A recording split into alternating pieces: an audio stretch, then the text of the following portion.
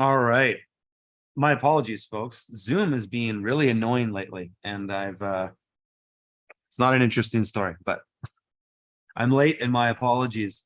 I also realized, can you guys hear me? Let me know if give me a thumbs up, give me a hell yeah, if it all sounds good. There's a lag, but I just realized it's American Thanksgiving. Because I see people on Twitter saying happy Thanksgiving. Yeah, can you guys hear everything? Let me know if it all sounds good. Um, and I realized there might be a bunch of people who wouldn't come to the stream tonight because they're having Thanksgiving dinner. And if that's the case, all good. Can you guys hear me okay? Good, everything good? Right on. And so having said that, I have I had no plan to on this stream, and so it's an improv night. I'll probably I'll go see if there's questions from the field, and there wasn't much actually. Oh, here we go. There's one that just popped up. Okay, that's good. There's some stuff I can riff on there. So how you guys doing? Are you guys who's all an American here? Oh, Humanity Lane's calling in from the UK. Man, what time is it there right now?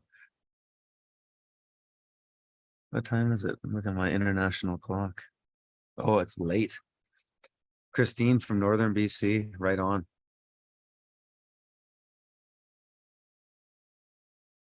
Oh, you guys are talking about so yeah, anyways, there's no theme tonight. Whatever. Super chat me if you're from the field member, go put a question in there and I'll make sure that I get to it. But yeah, we could just get right into gravy too. I can see you guys talking about boiling vinegar. So you just boil it. Okay. And so here's the thing with the vinegar. And the reason why you haven't seen me make a video like I would any other video, like, hey, this is how you do this, is because I can't explain why it works. I can't explain, I can't tell you it works for others. All I can tell you is that I've done it and it's worked pretty much every time I've done it. The only time it hasn't worked has been really socked in the winter time. It doesn't work, but it seems to work in the warm season. Anyways, so I heard a thing that if you boil vinegar and put it outside or boil it outside, you can clear the skies of chemtrails. And of course, when I heard that, I thought this is ridiculous, as if. But my wife heard the same thing, and she wanted to do it. So I was like, yeah, let's just do it. And it worked. There was a hole in the sky. I have a live stream last summer that I did, and I did it live, and I showed people in the stream, and people were tripping. But yeah, and so I haven't made a video about it because I don't know how or why that works, but it seems to. Okay, take it for what it's worth. Call me crazy. Try it yourself. I've known a lot of people that have tried it. I've heard some people have tried it and it didn't work.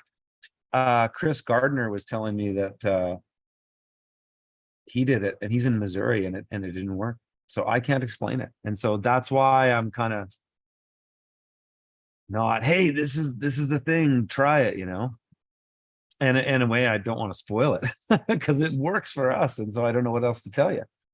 Just boil 4 liters of vinegar outside. If you see them spraying, and it's starting to dissipate, boil some vinegar outside. I just use a hot plate and watch a hole above the sky. I mean, I can't guarantee that it's going to happen for you because I don't know how or why it works, but it does. And it's mind-blowing. And anyways, that's that. It's funny, this Javier guy, I made that video out yesterday, and you can just see the elite right now are just reining in the new thing. Well, it's not new, but they've been infiltrating the call it populist right and providing the candidates, right? There's that Albert Pike quote going around that's You know, when the people need a hero, we'll provide a hero, you know. So they're always ready and infiltrating. And Pierre Polyev, the what's her name in Italy, this Gert Vanderboss guy or whatever the hell he's called, Gert, the Netherlands guy. He looks like a David Lynch character. Just all these guys are weird. Pierre Polyev is kind of the least weird of them. But yeah, they're just presenting, hey, take the bait. That's what gives me hope, actually, is that it's all just so obvious. And why do they want to get you to put your attention into it? Why do they want that? Because it's kind of oh, this light, let's turn this on. There we go. That's better.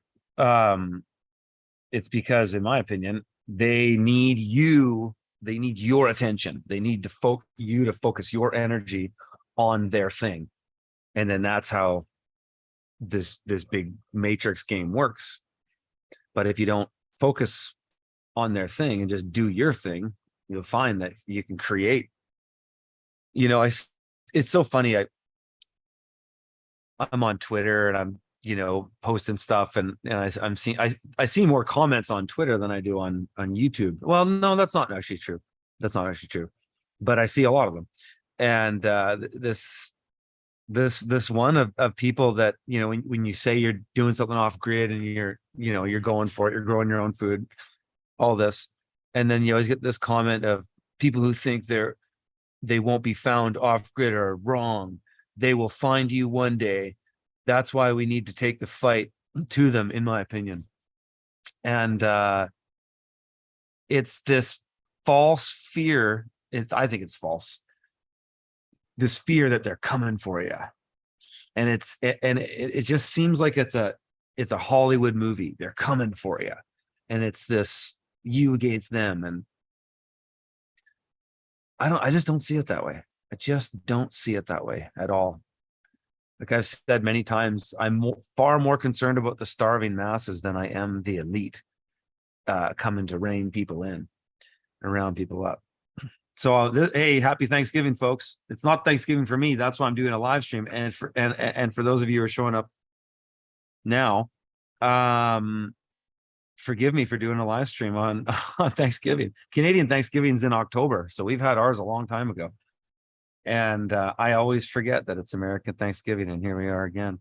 So anyways, I'm doing an impromptu stream and I'm just riffing, basically.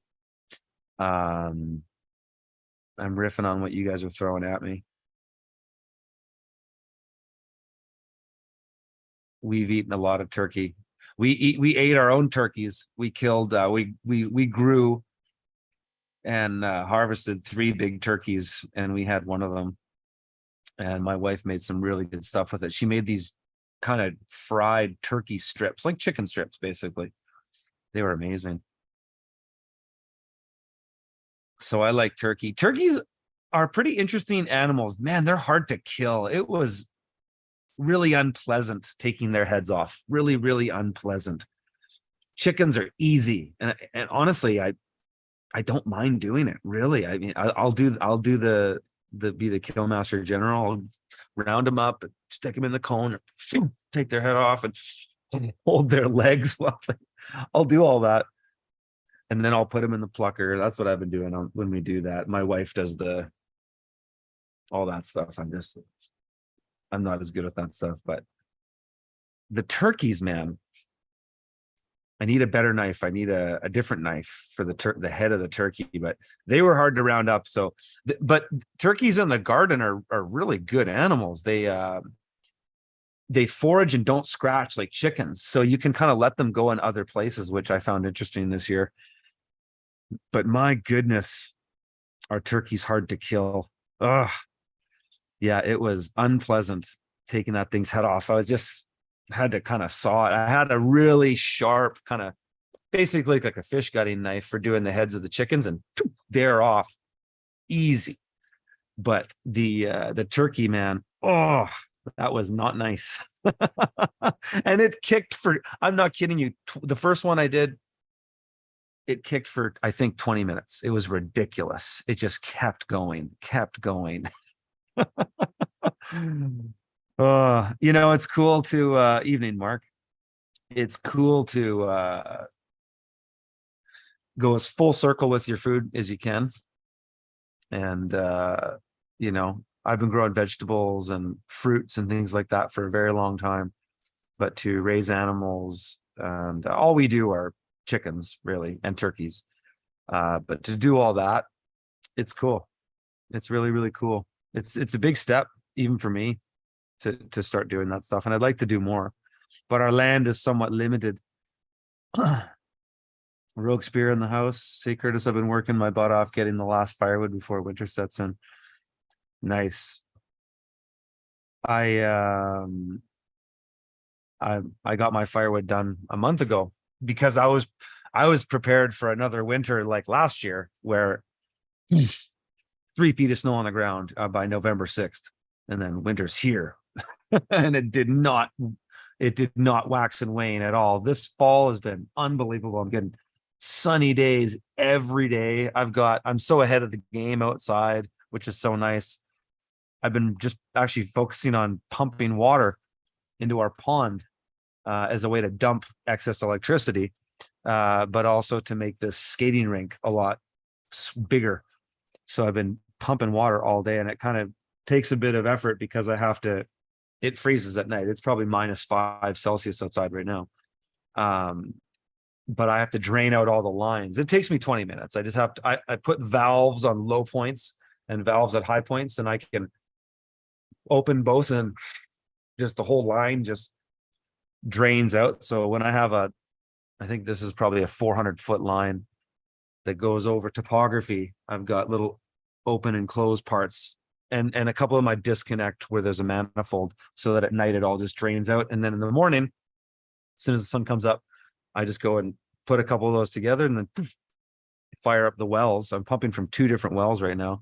I just put in about 18 gallons of 18 GPM gallons a minute into the pond I can pump really only 8 hours, maybe 10. And I'm bringing the pond up. I've brought it up in the last 2 days. I've brought it up 6 inches. So I'm going to bring it up another 6 inches, and it's going to cover this last little bit of bedrock.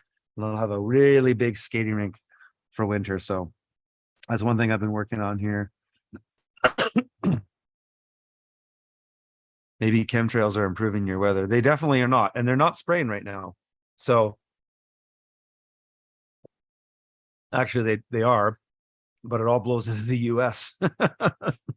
Most of the spraying that's done in my area just blows right into Idaho. And out here in this rural area, I guess, I don't know. Why do they do it? Who has an idea? You guys tell me. Why do they do it? Because, it's crazy to think that if you were just poisoning everything or poisoning people or whatever it is, but you live in this place, surely that can't be good for you. So it's hard to imagine upside. Or then you think, this is some off-world thing that just wants to just ecocide everything.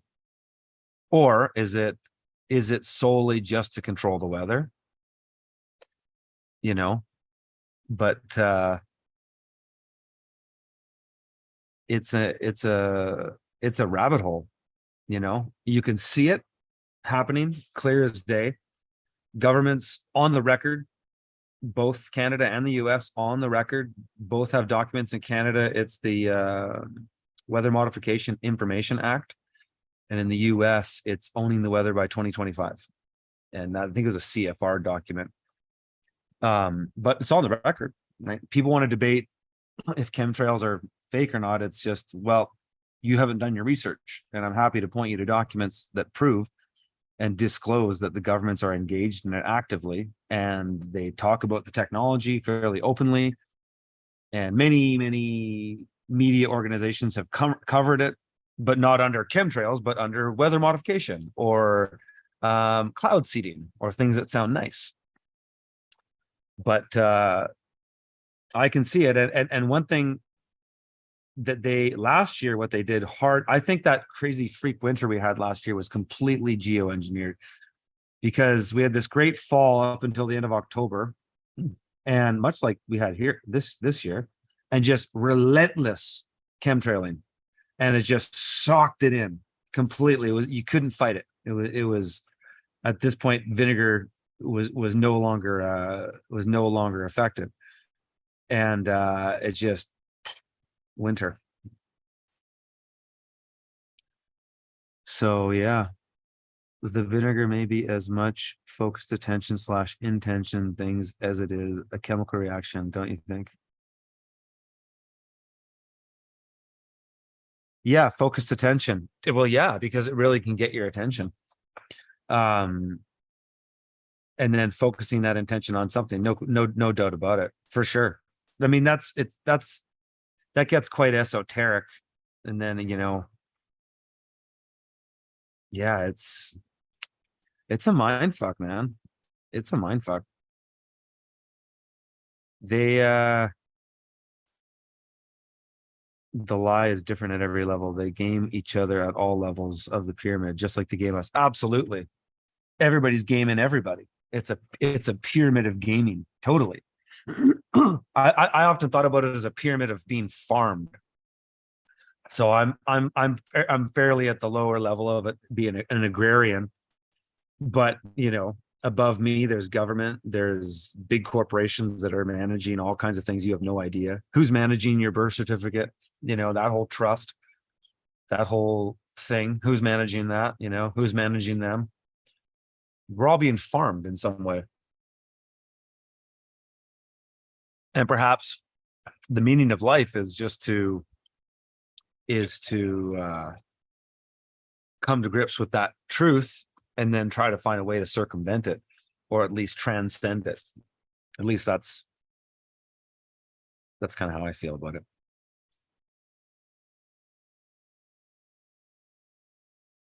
Aren't chemtrails using the same chemicals as pesticides? No, they're not. Not to my knowledge. Aluminum and barium is the main ones for chemtrails, I believe.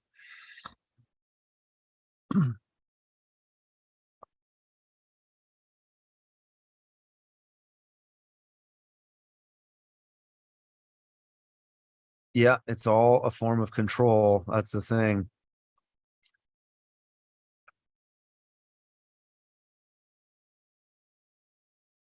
Brandon says, is the birth certificate trust a thing for real?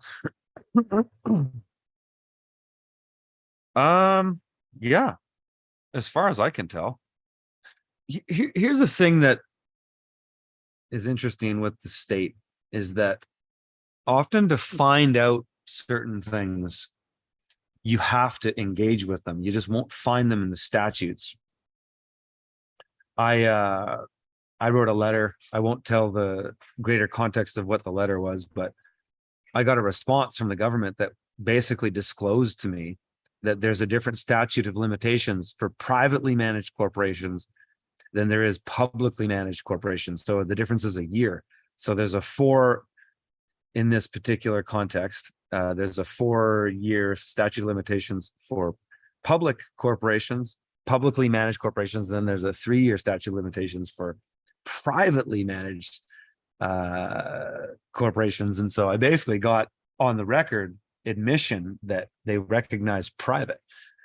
And so one can manage a corporation privately. And if you can just figure out that as a peasant like myself, an agrarian peasant, surely the elites have that figured out too. And so where this kind of goes or connects to the birth certificate is that, and again, with all this stuff, take it for what it's worth. I don't have any dog in the fight to prove to you one thing or the other. I speak the truth as I learn it and experience it in the world, and I share what I feel necessary to share. And if people don't believe me, I don't give a shit. But I know people who have looked into these things, listen to what I say in these streams, and go, they hear something in it that they might have found themselves. But where was I going with the whole corporation thing? So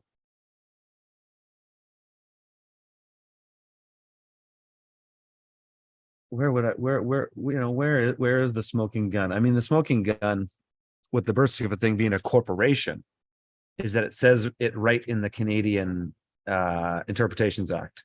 You look up the definition of person in the Interpretations Act, and it says person includes a corporation.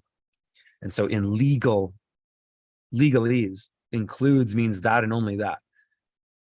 The legal maxim, if you go back to the root of that word, goes to a word called inclusio, which is the legal maxim, meaning that it's like the foundational definition of that word.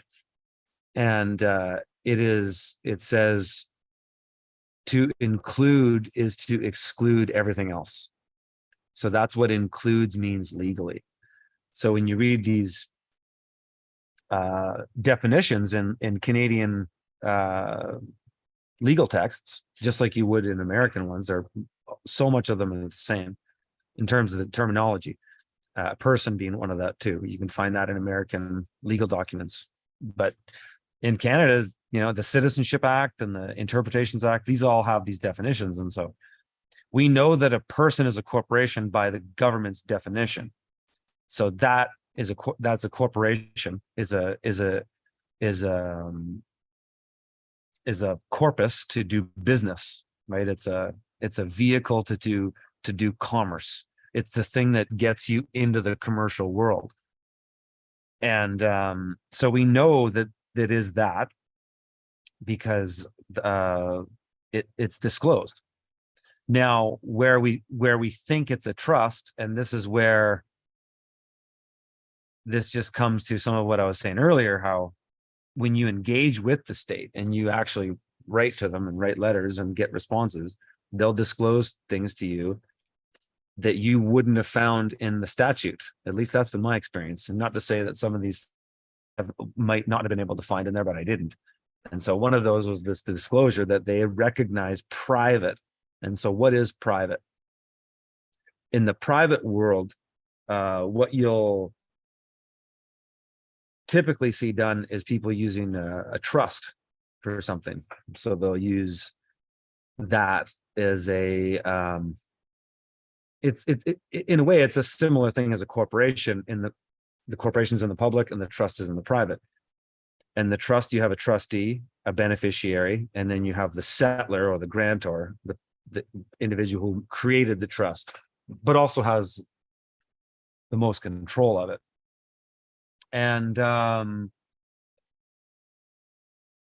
they kind of connect when you think about fiduciary duty. And every corporation has a fiduciary duty. But in a trust, the fiduciary duty, excuse me, is left on the trustee. They have the fiduciary duty of the trust. The thing when you think about trusts and like how there's a beneficiary, that's the person who gets the stuff, it's like the story of Bruce Wayne in Batman. Wayne Enterprises was a corporation, or he created it as a trust. Bruce Wayne was the beneficiary, Alfred was the trustee. When you think about fiduciary duty, we have it with this whole birth certificate thing, because you have to do these things. Well, you don't have to, but they make it seem like you have to. And that's you fulfilling your fiduciary duty. Go to work, pay taxes, pay for all the regulatory compliance things that you need to pay for and all that. You do that as a fiduciary duty. And you're just a slave making money for the system through your energy, through your actions. And I guess where sometimes I connect the birth certificate to a trust is that in a birth certificate, you're a trustee doing this stuff, but you're part of so-called Canada as a whole, at least in theory. You don't actually, who's the beneficiary? If you were to think about Canada as a trust, who's the beneficiary? Well, it's not us. We're trustees because we have to do the stuff. We're not getting the benefit of the wealth of the nation, right? So I kind of think that's where I connect them, is in fiduciary duty. And so is the birth certificate a trust? no, I can't prove that. All I can prove, well, and I don't have to prove it, the Canadian government proves it, that it's a corporation because it says so in the acts. But is it a trust? It's hard to say. They say Canada's a trust. When you look at, if you ever watch the video of the Queen's, it's one of the Queen's speeches about Canada. It's pretty interesting. There's all kinds of weird symbology in it and stuff too, but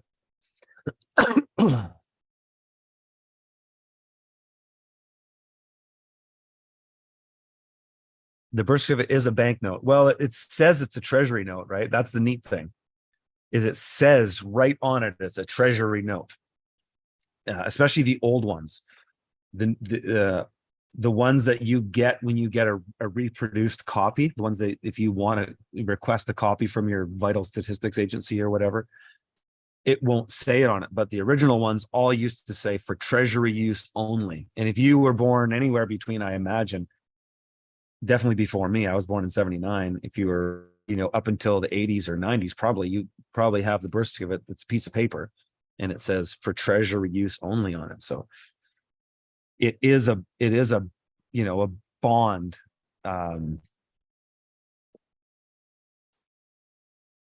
Yeah, it's and this, the thing is, this stuff seems controversial, but it's not really.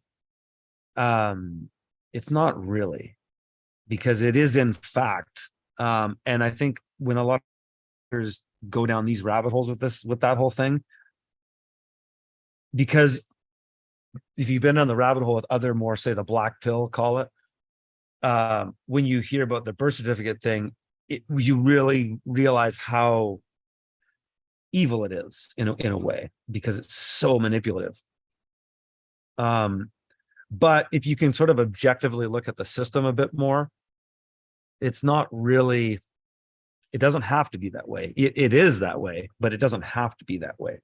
I think if the government is a trust, let's say it's a trust and we're all trustees, a really simple legal way you could change the system, if you could see, this is the thing, then you get into politics and trying to grab a hold of the system. I don't want to do that, but it is interesting to theorize about, and think about sometimes. But if one could take the components of it and just change it into something else, you could just assign everybody as a trustee. And you could essentially have this, and this will trigger some people, and I don't mean, and let me just explain myself.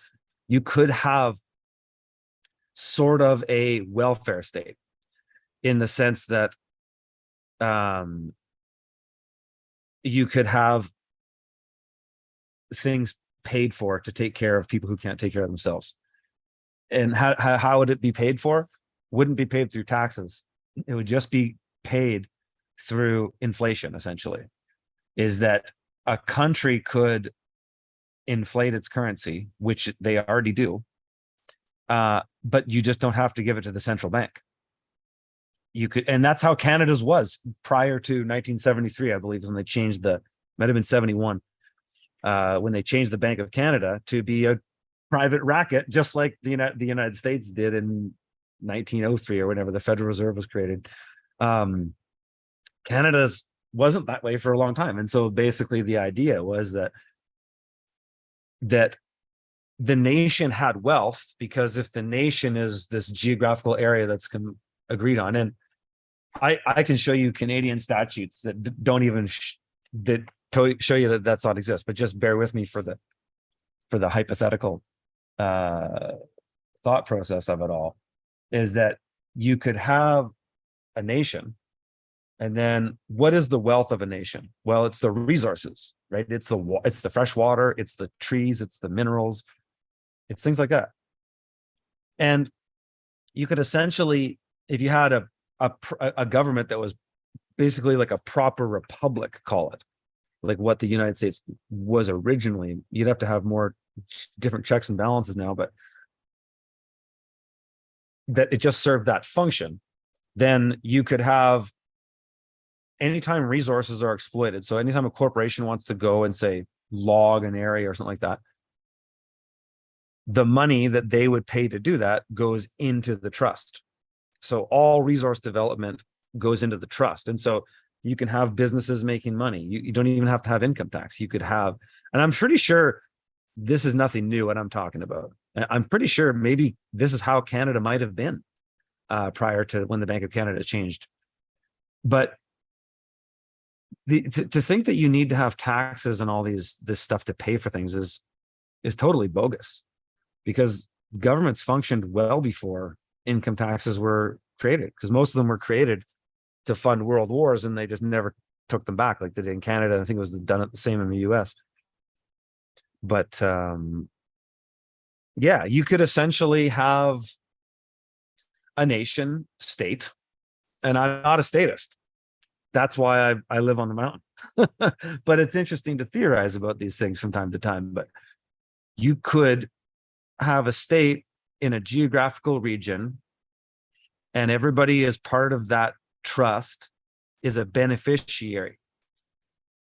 And then corporations, businesses, they would be trusts and have trustees and do business. And then that in a way funds the cost of the resources, the raw materials they need to extract. The cost of that goes right into the trust. You could pay for a lot of things. At least it's in theory. I don't take any of this. Whoops. I don't take any of those all that seriously. People get into these debates of, yeah, you said it should be this way, you shouldn't be that. Like, it's just these endless debates of how the world ought to be. So yeah. Ascending Ancient says, even though trusts are expressed and not implied, do you physically write it out and then certify, notarize it, put a particular amenities on it? No. Well, I've done both, but the implied trust seems to work in the system, which is amazing. Is absolutely amazing, is that when a trust is implied, no questions asked.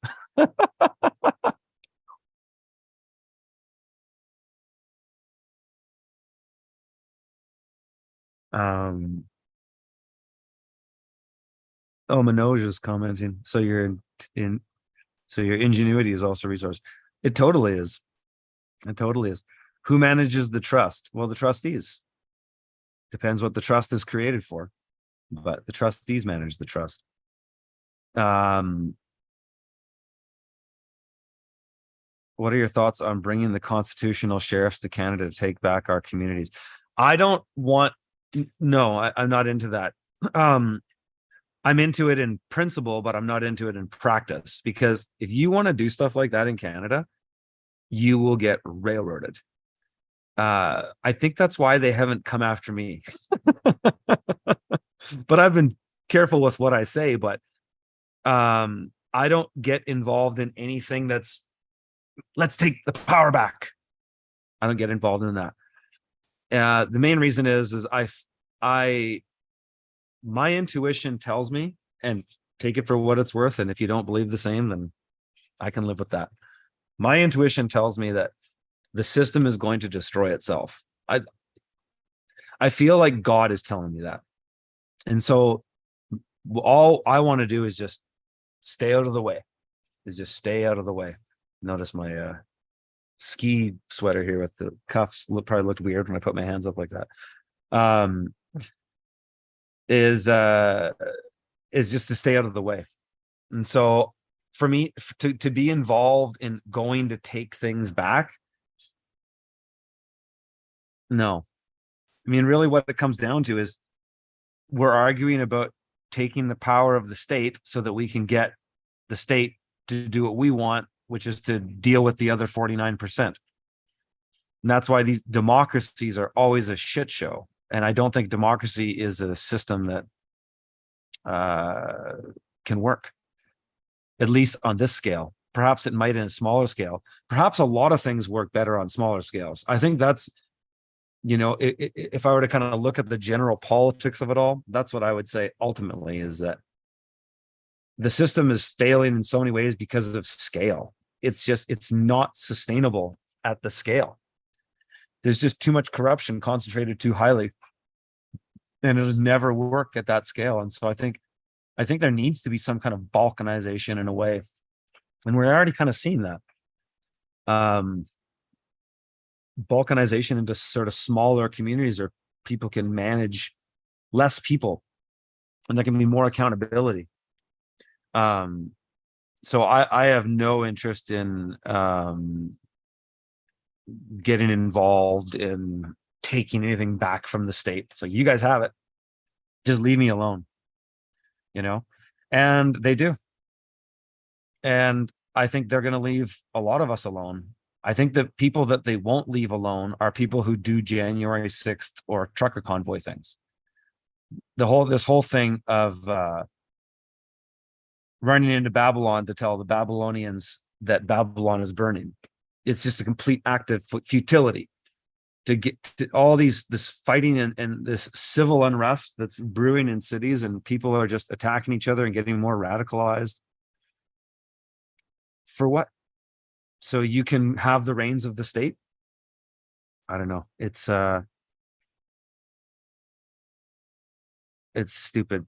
And everybody I know who's been effed around by the government are people that went out and poked the bear. They went and I don't know, tried to wake up too many sheep. I think a guy that I learned a lot from in the legal and trust space had a saying about, because once you find some things out in the system, you want to, in a way, blurt it out to the world, but there's risk in that. There's multiple risks in that. The first risk is to yourself, in that you blurt out information that's too powerful. And I wonder if this is the reason a lot of people don't say shit. People bigger names, way bigger names than me that you watch, is because there's a risk to yourself that somebody might kill you for letting that information out. Possibly, maybe not.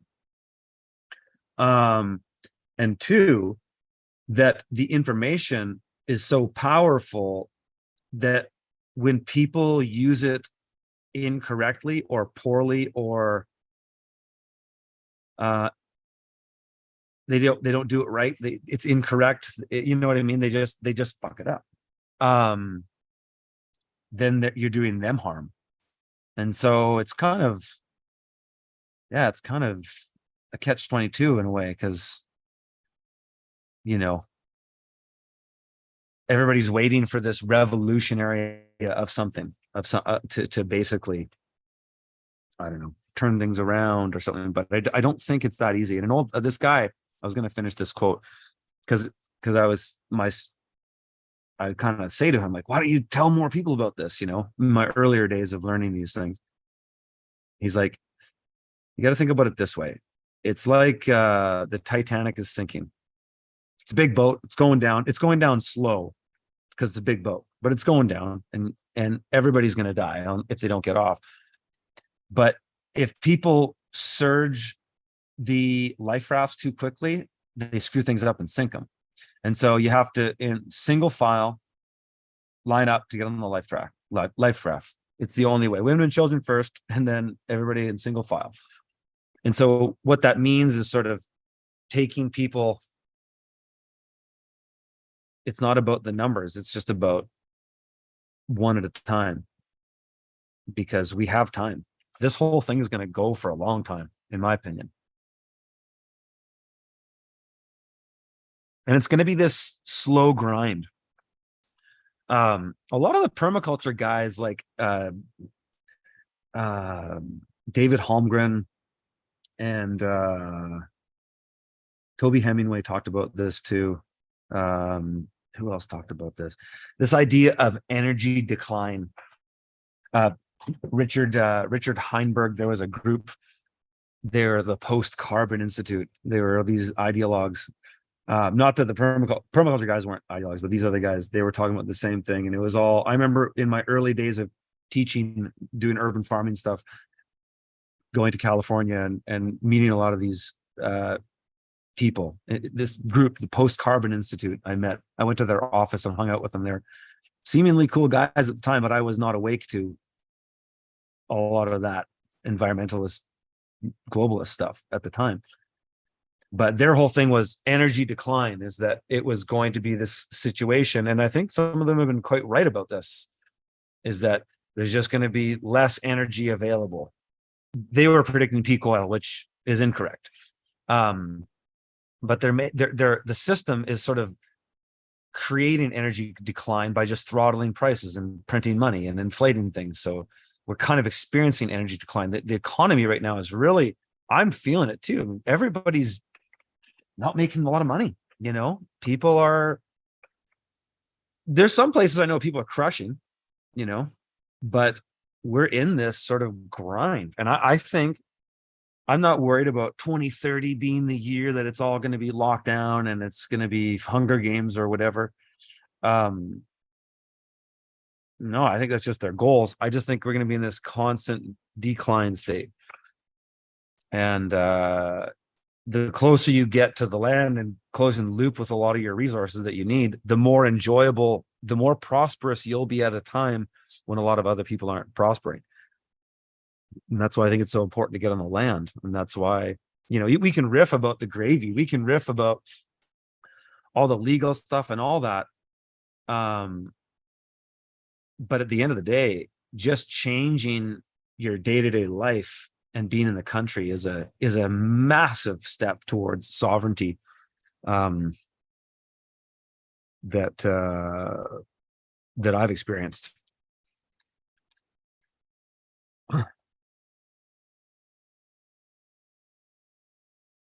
Hey, Carrie from Calgary.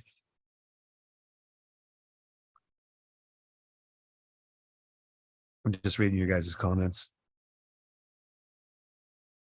I might not stream too much later. I didn't realize again it was, how many people are in here? Oh, there's 300 of you. Wow, right on.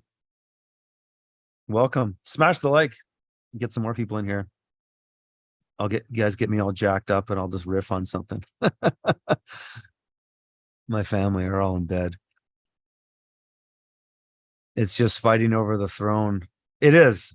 I agree with that, Larry Moore. There's a lot of that going on there too.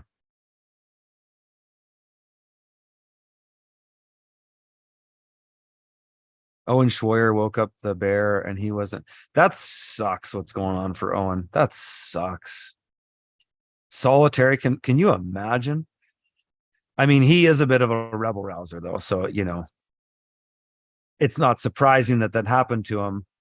I wouldn't have done the same thing, but that's too bad. Fortunately for Owen Schroyer, he doesn't have children.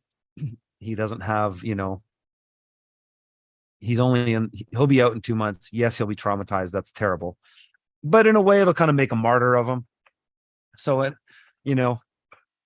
think he'll be fine. But yeah, it's crazy. I'm glad that people like InfoWars are calling stuff out. Sometimes I just get bothered by the fact that they have so much faith in the political system, and I just don't have any faith. I just don't think it's possible to turn it around. I just think it is so corrupt through and through. But there's parts of the system. So let me differentiate 3 things. I said this before. It's kind of worth repeating. Kind of helps. It might help me articulate my point of view and my optimism with a lot of things. Is so the politics is only one part of the apparatus of the state. Okay. So the politics is basically political careers, rhetoric, debates, campaigning, and then there's politics when they're in their seat, when they're in the House of Commons or in the Senate or in the whatever it's called, and they're back and forth and it's all this BS. That's all politics. Okay. That's only one part of 3 of the state. The second part is the administrative state. the government administration. So the bureaucracy, all of the bureaus that managed it, the Ministry of Transportation, Ministry of Forests, all this BS. That's all the administrative apparatus of the state. The bureaucrats, the people who just work for the government, they're all there. Then there's the law, which is the written framework that the administrative state has to follow. And the politics follows it less, because the politics is mostly just rhetoric. That's mostly what politics is. Because politics can change the law, and then thus the administrative state. It can do that. It takes a lot of time. For my observation in politics is that there's it's some crazy ratio where it's like 99 to 100. Only 1% of the time do political rhetoric actually change the statutes. There's just so much blowing air for so little written word. And so because of that, at least that's my observation. You tell me what you think, but because of that, things move fairly slowly in government. Certain events, what we've seen in recent years, certainly accelerate it to some degree. But it still moves fairly slow. But it seems like, they need events to mobilize action. And so they can keep creating these things if they want to. What are your thoughts on the $1 billion lawsuit with Alex Jones? Something doesn't see. It's just completely ridiculous. This is the one I've said this before. I guess I'll say it again because this has come up. I'm surprised that at least my perception of Alex Jones is that he doesn't seem to know that much about the law, which is surprising to me because he's been down the rabbit hole a lot further and longer than I have. And I was able to start reading government statutes and acts and go, okay, well, it is what they say it is. They all disclose it. I'm surprised that he's got so wrapped up in this. Because I would say to him if I knew him, and I don't, but I'd just be like, dude, why are you wasting all this money on lawyers? Just go pro se. He could go. These lawyers, they don't help him at all. He doesn't need. He could just show up to those courts. Those courts are such a joke. He doesn't need to spend any money on this. I don't know why they do. I don't know why InfoWars is spending their entire budget on these trials against Alex Jones. It's ridiculous. You don't even need to. He could just go and just be completely honest. These courts, they can keep appealing it, keep kicking it. They're a joke. They're a joke. And I don't know. That's what I think about it. I don't think he's controlled opposition. I don't believe that. I'd like somebody to try to prove that to me. I've seen some people say he is and stuff, but I don't see any evidence that Alex Jones is controlled opposition. Alex Jones, I'm sure, has his own motivations to do things and his own incentives, and he has to run a business that costs a lot of money, I'm sure. So he has to sell things and sell a lot of things. So, Manoj says a corporation needs lawyers. No, it doesn't. You don't have to have a lawyer to go to court. That's not true. Show up pro se. Of course, a corporation can show up pro se. The corporation doesn't show up pro se. You show up pro se as the person who's a partner or a board of directors or a CEO or a president of that corporation. You don't need lawyers to go to court. This is the court system has got to be one of the biggest rackets in the world when you really think about it, because it's such a dog and pony show, and it's completely gate kept by the bar association and the lawyers. They're the absolute gatekeepers of a thing that is totally unnecessary. You do not need a lawyer for anything. Does that mean a lawyer can't provide value? No, sure, a lawyer can provide value, but for a case where you're going to defend some ridiculous inflammatory thing that is not based in, like in Alex Jones's case, he said some things that people are offended with, therefore he's sued for billions of dollars. It's a joke. And in the clips that I've watched of him in court, I just go, what the hell do you need a lawyer for to answer these questions? You're just being honest. What do you need the strategy? Oh, don't say this. Don't say that. This BS that that lawyers do. I mean, it's just such a racket. It's such a racket. I've spent so much money on lawyers. I don't anymore, but I have in the past. And our one company still does a bit, but my goodness, I used to waste so much money with that stuff. Not to say that, again, you can't get sure, there's value in lawyers, but there's also value in just learning about the law. And it's not hard to do. People always ask me, where do you start? Just read this. Just read the stuff. Read the Motor Vehicles Act of Canada. That's a funny one. The definition of accident in the Motor Vehicles Act includes an intentional collision. Let that one sink in. So every time you fill out an accident report, you're disclosing on the record that you caused the incident, because that's the definition of an accident. So you fill out an accident report, you caused the accident, because accident only includes an intentional collision. Oh, it's so funny. Yeah, exactly, Larry. Exactly. Oh, Vivek Ramaswamy was on Alex Jones' show. I don't trust that guy at all. I don't trust that guy at all. He's so slick. He's too slick. I think, and whether he's controlled the position or not, who cares? He's not going to accomplish anything in politics. None of these guys are. The politics is going to go with the New World Order.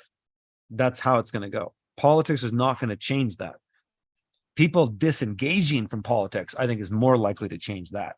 Because if we stop giving their attention and stop giving them our eyeballs and start,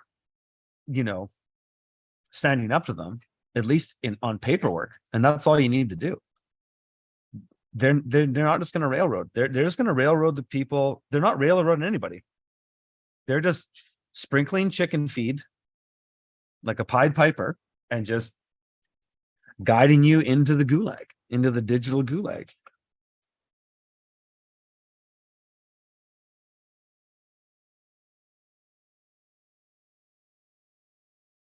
Hey, Carrie. Yeah, it should be in there about the monthly pan. It should be in there.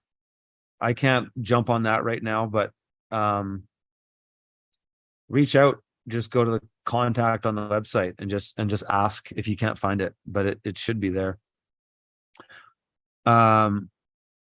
Yeah, I was on the Sean Newman. Man, this guy was great. I was on Sean Newman's podcast. This guy was used to be a hockey commentator. This is a really good journalist, asked really good questions. And we had a great conversation. So yeah, no, that was fantastic. But yeah, on the Vivek Ramaswamy thing, who cares? Who cares? None of these guys are going to stop the deep state. The deep state has it in the bag. They have it in the bag. I don't know. I guess, if you have a different, it all comes down to one's political outlook. And I'm so firm in what I believe and how it's going to go that I just don't get caught up in these rabbit holes of being fearful of them rounding us up. And, oh, they're going to come for you eventually. They're going to get everybody. That whole thing is, so just go in the gulag then and shut up,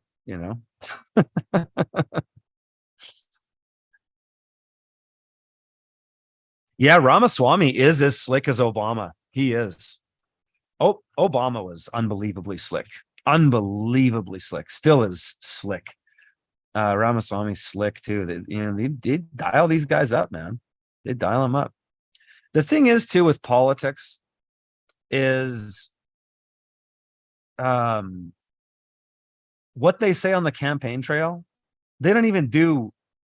Trump might have been the only politician, and I'm no Trump fanboy. I don't think he's going to save the system, but I will say, at least from my observations, that he committed to more campaign promises than I'd ever seen a politician do ever. Canada's a joke. Canada's rhetoric on the campaign trail is unbelievable. It is, a pot of gold with a pony and a rainbow. It's ridiculous. And they don't fulfill anything. They never do. The only thing they fulfill on is infrastructure stuff. Because that's just a big boondoggle. Like how the Liberals got totally busted again with that SNC Lavaland thing. And it's just a complete boondoggle. That's just, it's all backroom deals. And oh man, it's funny.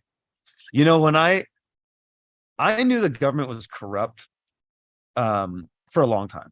I've always known it was corrupt, whether I was a liberal or on left on the right, it didn't matter. I always knew it was corrupt.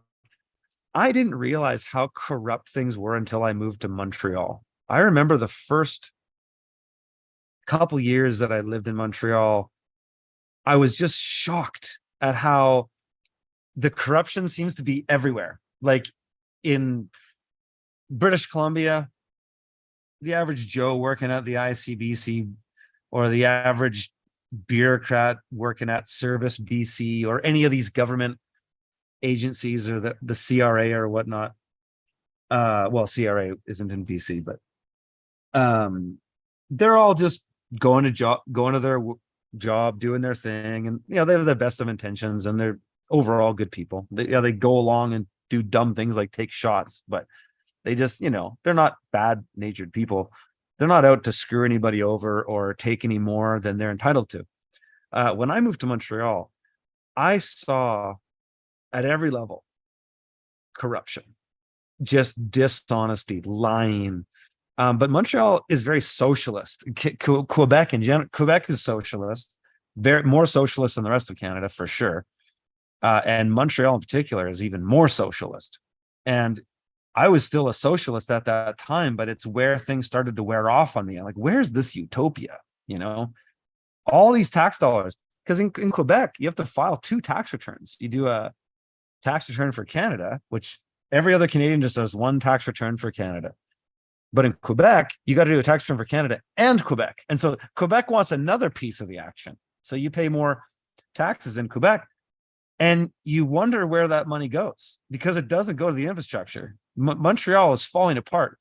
But when you drive from, say, Kingston, Ontario, you're driving on the 401 and you go into Quebec, immediately you hit like potholes. Like they can't manage the roads in Quebec. The overpasses, I mean, they've been working on those for years and they will be working on for a long time still. When I lived there, they basically duct taped together, like falling apart. The infrastructure in the city is horrendous. I witnessed multiple times when I lived in Montreal. I'm not kidding you, too. Multiple times I was walking downtown and I saw pipes explode and just rivers of water down the street. Where's the utopia? Quebec has all this great social programs, yet everybody's taking their own piece of the action. Hey, Dan, thanks for the super chat, brother. Have you ever considered doing an outdoor hot tub and cold plunge for health and make use of all your lumber? Absolutely, dude. Yeah, I mean, we had a hot tub at I want to do one here. I want to do all this stuff, man, but it's just time and money. So yes, no, absolutely want to do that. Absolutely want to do that. I love cold plunges with the hot tub. I can't do Wim Hof style where I just go in the cold plunge and that's it. Well, I can. I just don't like to. I like to have hot and then I finish the cold, and I like that. So yes, I have thought about that. But going back to my thing about Montreal and Quebec is just how corrupt it was. I mean, the unions are a lot of places I worked at. I was never in unions, but some places, some people were unionized. I just saw a lot of lying and cheating. It was just more common. Also, the disgruntled, the animosity between the French and the English. More the French and the Irish, actually, almost. I, all the Anglophones that I knew in Montreal had no bones with the French. The Irish had bones with the French. The Irish in Montreal, down in St. Henry in those areas, the old Irish guys that have been lived. I worked with a guy lived in Montreal his entire life, born and raised, didn't speak a word of French, refused. In his family, it was F them, you know.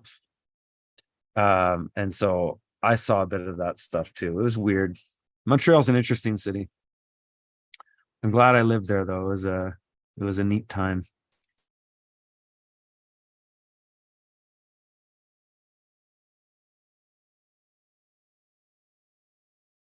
Frederick Jordan says Quebec is the only French province in the entire continent. Their propaganda exposure expend is expended the fact that they don't have access to the same information as other states. Well, of course. I actually completely sympathize with Quebecers, though, I actually have to say. Um, if I was a French speaking Canadian, I would be a hardcore right wing separatist. That's what I would be. And there are some of those in Quebec. Not many, but there was a party that was not right wing, but less socialist than everybody else. I think they were called, was it Quebec Solidaire or something? Or I forget. It's been so many years since I was in Quebec, but there is a bit of that. And certainly now after COVID, I'm sure there's more of it now. Um, but I don't blame them. I don't blame them to say, screw you. We want our own nationality. We want our own country. We want our own cultural identity. Fine. Have it. It'd be cool if Quebec separated. Then it'd be kind of neat. Be another country. Um, and things would change, you know. A lot of the politics in Quebec has changed over the years because of all the threat of Anglophones wanting to leave and such. It's interesting.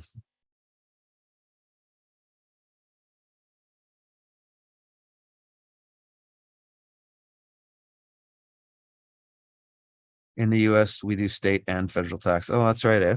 Hmm. That's right, yeah. Because there's different yeah.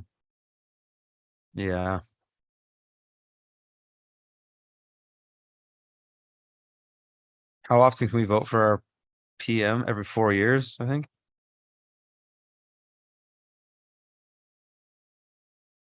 Josh, what would be your first move if you became prime minister? I wouldn't. I wouldn't. Because I don't even know if a prime minister could actually do what needed to be done. What needs to be done, but a prime minister will never do, and you'll never even hear a prime minister talk about this. You'll never hear anybody in politics talk about this stuff. Not even Maxime Bernier, because he doesn't even fully understand it. Is that Canada Canada needs to be reconciled for the problem that it had after the Statute of Westminster. How Canada was the Dominion of Canada was officially dropped, and the British monarchy no longer had anything to do with it. They only did in the facade that they are right now, which is a big trick. So Canada needs to reconcile that it's not a nation, and it basically, so when we talk about separation, Quebec separation, Alberta separation, and all that stuff, they're already separated because the country's actually not unified. In fact, in law, it's not. It ended at the Statute of Westminster, and when the in what the statute revision, what was it, the Statute Law Revision Act that took the enacting clause out of the British North America Act, that was done by Queen Victoria. She removed the promise to perpetuity for the Dominion for the royal family after her reign. So after Queen Victoria died, Queen Elizabeth was not the Queen of Canada. In fact, it's all a facade, but it's a facade that people play with, that people agree to. And so then is it a facade? That's the question. But that's what I would do. But you wouldn't get elected on that campaign. Is I want to dismantle or reform Canada under a new charter or something. That's what Trudeau 1.0 sort of did, but it didn't. That was a corporate charter that didn't actually reconcile the fact that Canada is no longer what it was supposed to be. That's gone. I'm just going to check my wood stove for a second, folks. Be back in a few minutes here.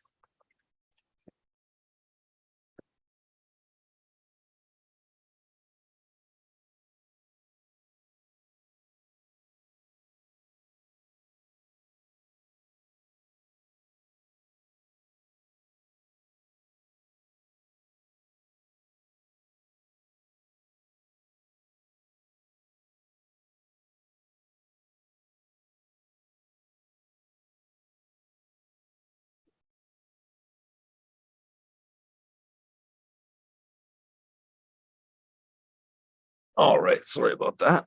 I just heard something up there and I thought it was, I don't know, something with the fire, but it was fine.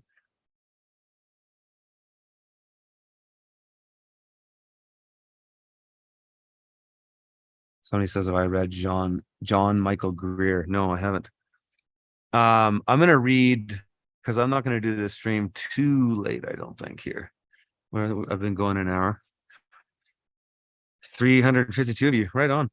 Well, thanks for joining me, folks, to listen to me ramble. I'm going to read one of my from the field questions here. Camp Creek Hill says, you mentioned the other week that you were probably moving the From the Field TV platform into Freedom Farmers. I was just wondering, as a life member from the field, will I still be able to access it? Yes, you will. Absolutely. And so you'll be noticed of that. It's not, we haven't done it yet. And the reason we're doing it is that the platform that we use for From the Field, it is very expensive. So it's not, the issue isn't hosting, it's the platform that we use. It's not WordPress, basically. It's really expensive, and it really changes the economics of From the Field. So we'll move it into the bigger site that's in Freedom Farmers.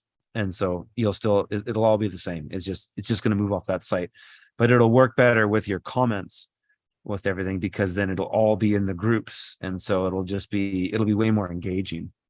So yeah, that's happening relatively soon.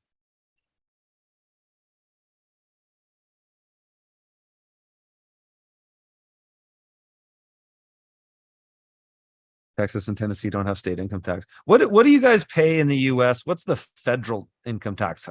How does that work out?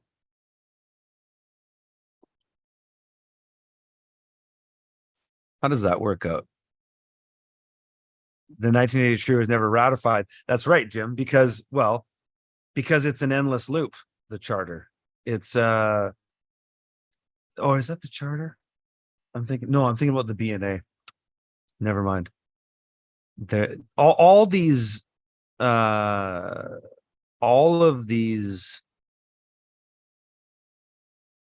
statutes and acts, they're all kind of null and void, because there's always loopholes in them, and they create these weird like the one, the British North America Act, which is so weird, about how it says this will not happen until Quebec makes English available for, it's the weirdest thing. And so I think that's the charter. Actually, Jim. I forget. It's been a while since I looked at all this stuff. Income tax is completely unconstitutional. Of course it is. Income tax pays nothing except the interest on the debt from the central banks. That's all it pays. And that's why countries perpetually go into debt, is if you got rid of the central bank, Ron Paul was probably the last great politician who had the balls to actually talk about something that would be significant. And so maybe to Buddy's brother's question there about what I would do as the prime minister, I would revert the Bank of Canada back to its previous function, to be a complete state function. So you don't need central bankers.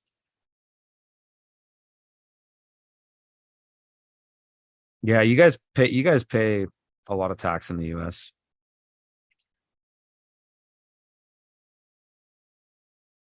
Yeah, Ron Paul was the I still listen to Ron Paul's podcast. I enjoy him and Daniel McAdams. I follow Daniel McAdams on Twitter. I've had a few nice exchanges with him. I like him. And Ron Paul's a great old guy. He's still got lots of great ideas, and he sounds like a little broken record every now and then, but we can forgive him. He's old, you know. He did his time. Another American politician I actually liked was a Democrat, Dennis Kucinich. I actually liked him. He seemed like a guy who was just trying to be honest. And he quit too. He quit around the same time Ron Paul did, I think. Um, but yeah, I love Doug Casey. Yes, I watched Doug Casey. Yeah, I read Doug Casey's original book, The International Man, his first book. It's a great book. Talks about how to be an international businessman to not pay taxes. It's fucking awesome. Doug Casey's an OG, man. He's awesome. Yeah, I love Doug Casey. I like his take. I like Doug Casey and his oh man, I feel like an asshole forgetting his name, but he does the show with a guy who's really great. Um and so yeah, I'm just reading your guys' comments here. He needs help with his farm. I know I watched Doug Casey Joel Salatin interview. It was great. And yeah, I could tell Doug needed some help with Joel.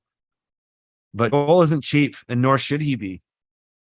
You get Joel's time, he can do a lot for you. And that's one thing people don't really I think some people don't appreciate with consulting, because I've done consulting for a long time. I'm still doing it now if people are interested. Um, but I've paid people really high rates for consulting. And in a way, you kind of do that with lawyers.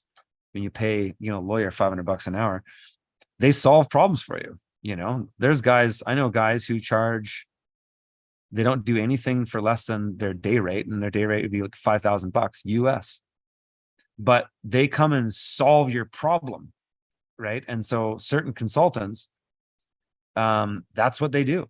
They solve your problem. And so the money's totally worth it. I mean, some people get put off by higher rates, but it's like, well, if you're coming to that person and that person's an expert in the field that you need help in, the money is, like Ray Tyler consulted for me back in the years ago, and I consulted for them maybe 10 hours. And so he probably spent thousands with me.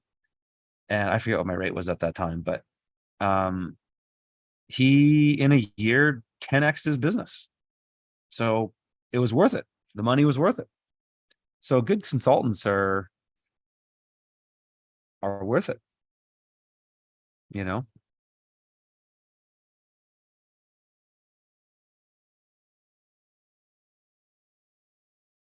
Lynn asking about the rates for from the field. So yeah, there's going to be some changes. It won't get any more expensive. I think if anything, it's going to get cheaper. I think we're offering some different things with it too, because we're changing some of the way the social media stuff is and stuff. But I'm really out of that stuff these days, so I can't really comment much on it as much as I'd like to.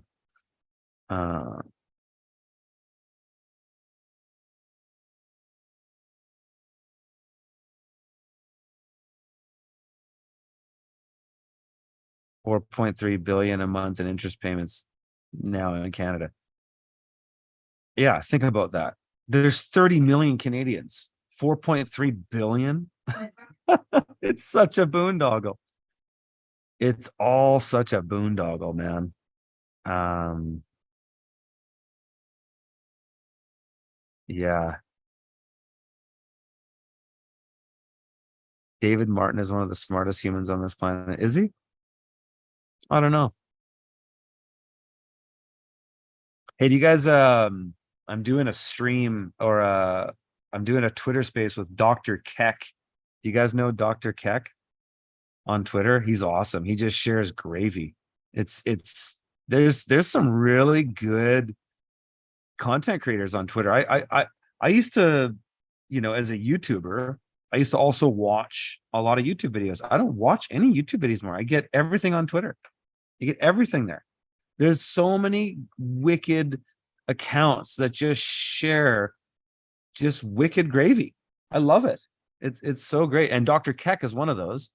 And he reached out to me and asked me if I wanted to do a Twitter space with him talking about off-grid stuff.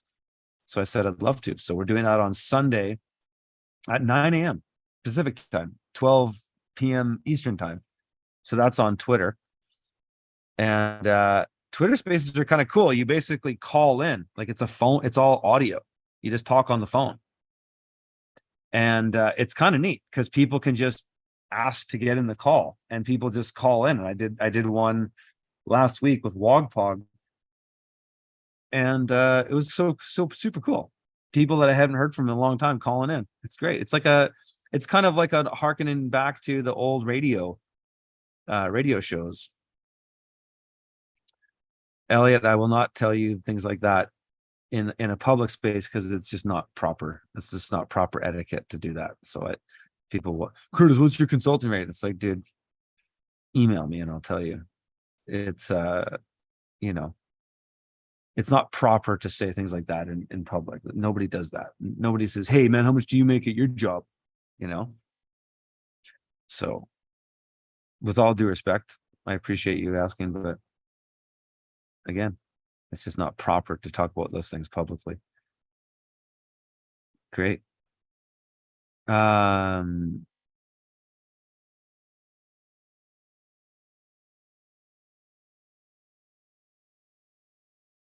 heard 20,000 an hour for good information.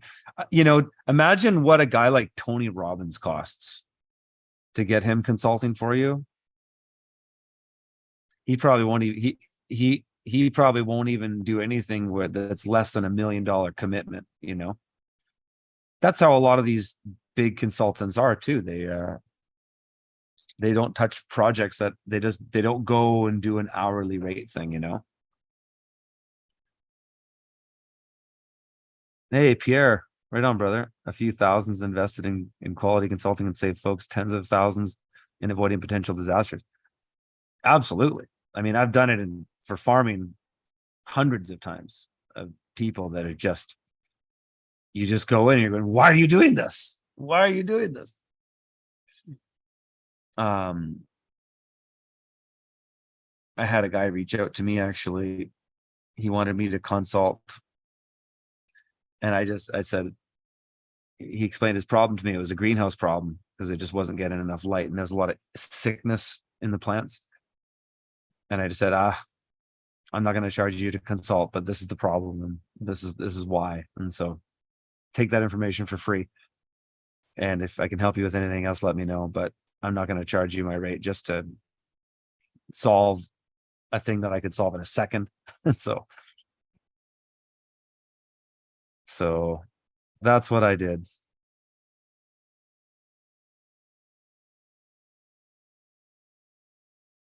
Start reading the Securities Transfer Act. Hey, I'm going to pull that one up because I actually I started to read that one not too long ago, and it was a gravy train. The Securities Transfer Act, yes.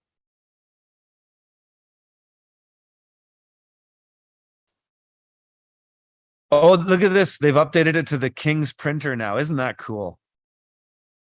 Isn't that cool? So if you guys read law, I'll show you something right here. If you read statutes and stuff, it's always been the Queen's printer, but now it's the King's printer. So isn't that sweet? They've updated it for Chucky Boy there. The Securities Transfer Act. So when I'm looking at an act, and I won't be able to pull any gravy out of this. Well, at least because I'm just looking at this for the first time. I saw when you guys commented on it, I was like, yeah, I had wanted to read this before, but when I get into something, that's the first thing I do. I go right into definitions. And then I just look for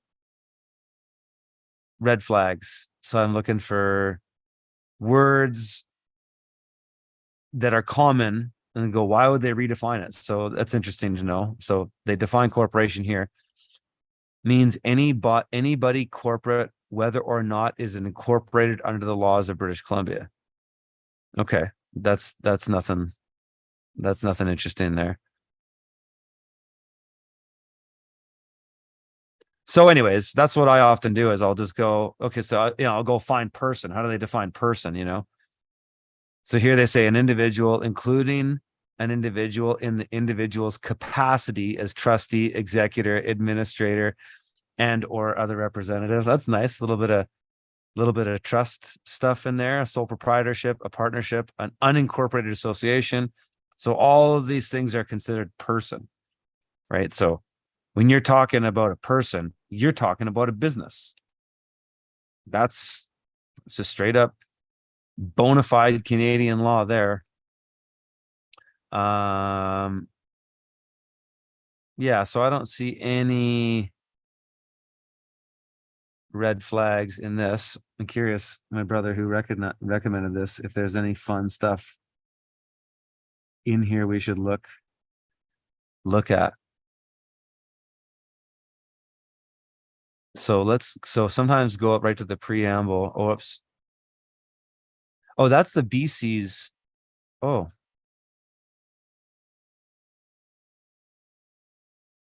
Oh, okay. Weird. I wonder why it's in just BC.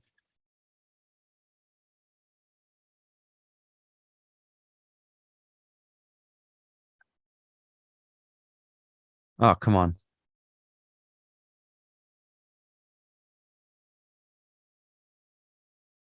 Anyways, I don't know why I'm doing this. But this is kind of the process when you get into this stuff. And what you'll do is you'll end up opening up tons of tabs. So you'll be going along here and you're like, okay, rule adopted by the clearing agency governing rights, the obligations between the clearing agency and the participants between participants in the clearing agency is, wow, what a word salad. Effective even if the rule conflicts with the rule with this act or the Personal Security Act. So then you got to go and you got to cite the Personal Security Act. You got to go to their definitions, and you end up having multiple tabs open. Bills of Exchange Act. This is a good one. This is a really good one.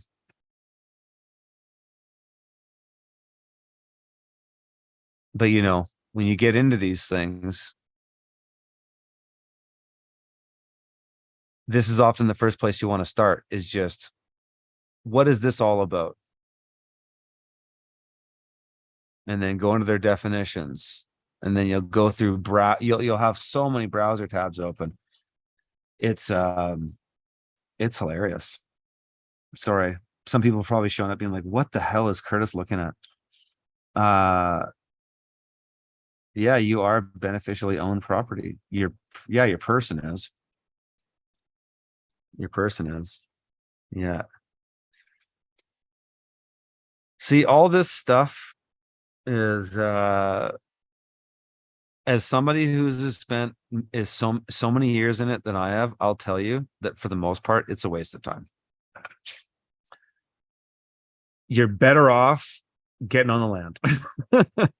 You're better off just getting out of the way, growing your own food, chopping your own firewood, collecting your own water. You're better off doing all that shit than getting involved in this stuff. It is such the thing that, because the way I use it now is I just use the straight up system. I don't care about the person. I don't care about any of that shit. I just use it and just play it as it is. And it's the best way to get remedy, in my opinion. It's the best way. And everybody I know who, and Dean Clifford will tell you the same thing. You go right in. He tried to not go in and try to play the name game and do all the man on the land stuff and all that stuff, man. It's a one-way ticket to prison.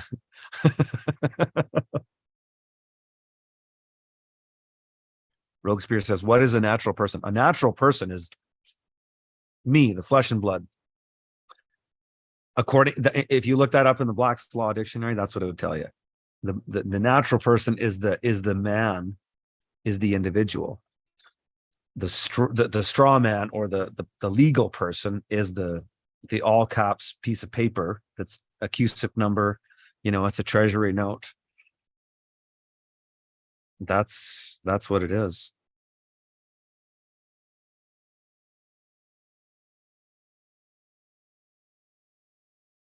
Learn the law and then chop wood and carry water. Yeah, pretty much. Where has Dean Clifford been lately? I have no idea. Probably up at his place. What most people do not know is that you can operate as an employee of the corporation, or you can be a free natural man under God's law, natural law. No. All that natural law stuff is mostly a waste of time, even more so than any of the, I'd say the legal stuff's way less of a waste of time. The natural law stuff, it's great. I love that stuff. I love listening to Mark Passio. At the end of the day, there's no remedy from it, because it's all how the world ought to be. It's not how it is. It's how the world ought to be. If I could wave my magic wand and make the system that we should have, God's system, it'll be natural law. And I agree with everything he says. Everything he says, I agree.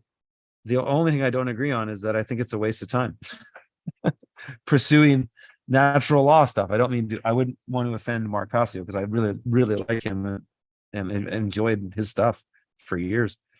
But learning natural law, there's no remedy. It doesn't matter. You can't take that to the state. They'll just go, no, go in the penalty box. So you just use the system. In the US, though, it's different. In Canada, it seems the best is to just use the statute system and just go in as it's presented to you, the SIN number, the birth certificate, all that stuff. In the US, because the US has the Constitution, and then it has the post Constitution, the 1873 Organic Act, where they corporatized the states and put them in, they registered them in DC. But in the US, there's still a natural state, or there's the real physical state that actually has an administrative body to it still. It's written in title case. It's a different apparatus. And then there's the DC, the corporate state. So the US is neat, man. And there's stuff that you can do there that's different than the way it's done here, but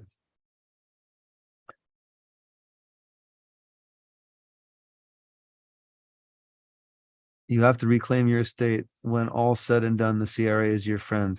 Yeah, I'm with you. I'm with you there. I don't agree with you with reclaiming the estate. I haven't seen any remedy come from that. CRA is my friend, though. We get along just great, and they're always a pleasure to talk to. Let me put it to you that way. So yeah, I got no bones with them whatsoever. But these are things that, everybody, everyone wants to talk about taxes. Let's talk about taxes. It's like, yeah, that's one thing where I really feel that it's sort of like that scene in the Matrix where, the guy says, the robot says to him, hey, look, you can pull people out of Zion and take them to Zion. That's all good. Don't go and wake up the masses, and then we're going to come and kill you.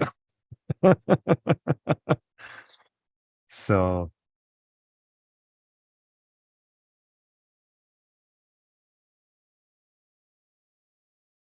Larry says you don't want to add anything to the man. You take away what you add.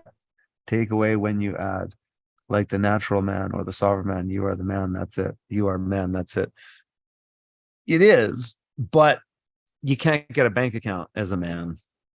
You can only get a bank account as a person. You can get a bank account as a trustee with some banks, or a general executor with some banks.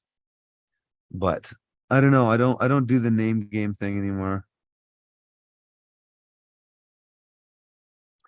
You can be as correct as you want, but in a corrupt system, you will still get smashed. I don't know about that. I just don't witness that in my own life. I don't witness that in my life. I witness, like I said earlier, there's politics, there's the administrative state, the government, and then there's the law. I found that, I hear an endless slew of Canadian politics that's taken us towards the New World Order. No question about it. And in some measure of the law, you could say they are as well, but it's really slow moving. But when I interact with the state, it's all polite and they leave me alone. And because I'm not poking the bear, I'm not fighting with them. Because when I engage with them, I'm engaging with them legally, not politically. I think to be January 6th and trucker convoy, that's to engage with them politically. And they don't, you'll find no honor in that road. But when you engage with them legally, at least in my experience, I found nothing but honor. And when I know my rights and I know how it works and I know where the remedies are, I just use the remedies because they're there. They're provided. That's the law. That's the difference. Is a lot of truthers get hung up in this thing of all they see is the political space. And so it's commenting on, oh, did you hear what this guy said, or this thing that Biden did, or this thing Trudeau did, or whatever, or this thing they said in the House of Commons or the Parliament. I don't care about any of that. I just care about the law, because the law supersedes the other stuff. Because if you use the law, and when I say the law, I'm saying the statute, legal, color of law system. It's not the real law, and that's important. But when you use it as it was there to be used, that's why they don't want people to do this stuff. That's why they want you to believe that you need to have a lawyer to get any remedy in the system. But it's a lie. And so that's why I don't, people say, oh, they're going to get you eventually. I just, okay. I don't know. I'm just not seeing what you're seeing. If I only doom scroll on Twitter, yeah, sure, I'll see that. But that's not what I do. Sure, a little bit. I'll look at it, but I don't know. I don't think things are as bad as people assume they are. I think things are bad when you're not willing to take responsibility for things. Things are really bad. When you just want to sit there and comment on the politics and just get wrapped up in the current thing, yeah, things are bad. But when you just take responsibility for stuff and make things happen, they're not so bad.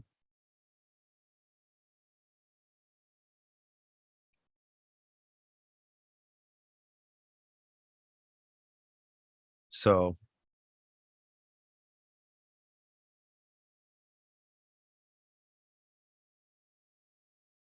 Harry says, I've been sending everyone I meet to you, Curtis. You're a prophet, my brother. Wow, thank you. Thank you, sir. Honored. Appreciate that. I don't feel that way. Sometimes I just feel like a bad husband. Sometimes I just feel like I should have done more chores today. My wife isn't pleased with me, so I'm just a guy. But I do enjoy sharing my thoughts, and people's minds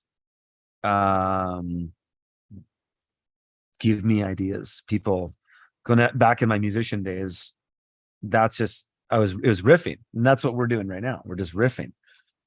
Riffing for me was when I got together with some other musicians and somebody laid down a groove, and we just would jam on it.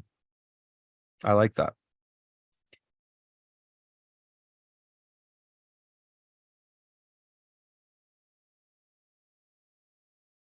Rogue Spirit, does the government consider me a Canadian citizen? Yes.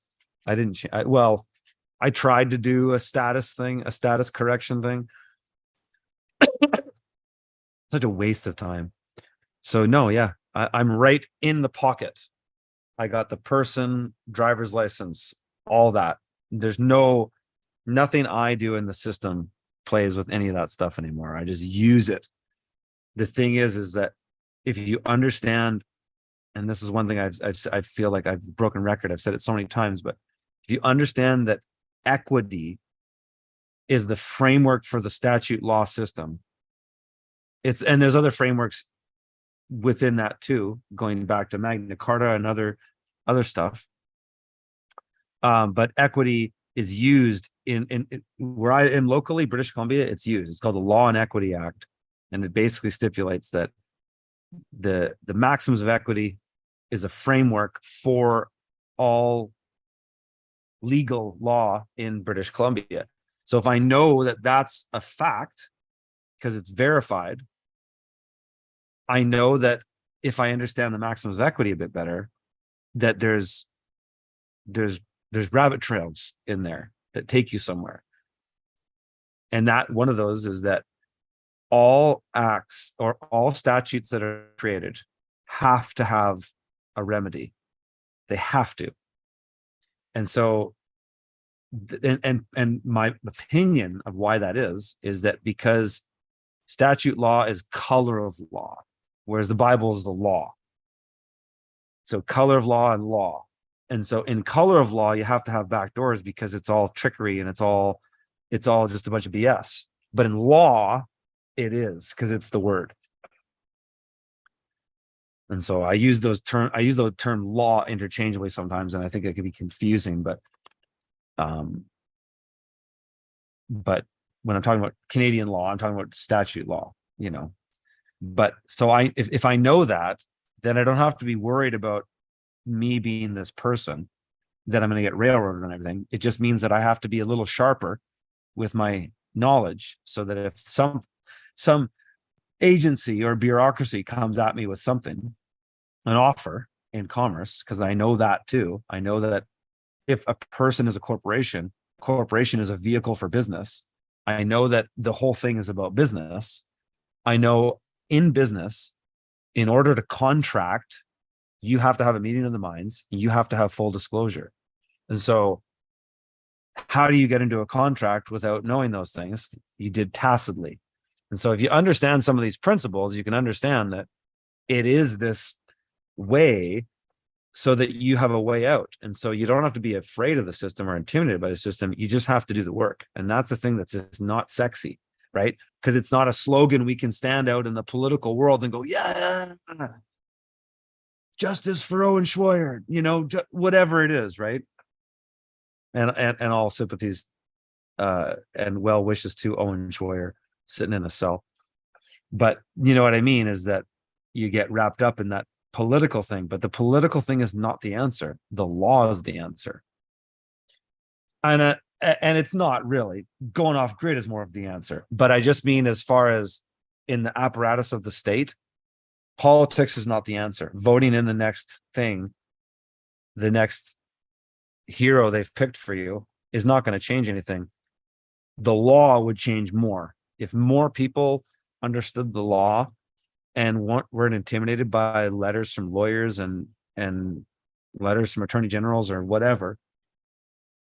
But the reason people are intimidated is because they don't fundamentally know for themselves that it is all business. And usually people don't know that is because they just haven't engaged with it to figure that out. Yes, you can read any of the statutes and see a person is a corporation. What's a corporation? Corporation's a vehicle for doing business. So therefore, the entire system, as it is arranged for you as a person, is about business. So that's number one. So you have to understand that fundamentally. And I guess it's one thing to just read that and go, wow, it says it right there. Isn't that crazy? But it's another thing to now engage with the system from the the standpoint of, this is, I guess, maybe somewhat of a, well, it's got nothing to do with capacity or standing, but it's just your understanding is that now when you're in that position, now everything that you negotiate is from a different perspective, and it doesn't have to be fearful, because most people get a letter from the government and they're terrified because they don't know what to do, and they think that they can just get railroaded. And I see it in the comments. I see it, people who just think, oh, they'll just do whatever they want to you. That's not true. That's not true. I would say if it is, it's because you got mixed up politically when you should have gotten mixed up legally. You should have got, not mixed up, but you got involved politically. Don't get involved in politics. If you want to get involved in the state, do it legally. Do it in the apparatus of the legal system and understand what you're doing. Rogue Spear says, Curtis, do you see the government as a false god if you acquiesce to another authority other than the true God? Aren't you serving two masters? That's a good question. And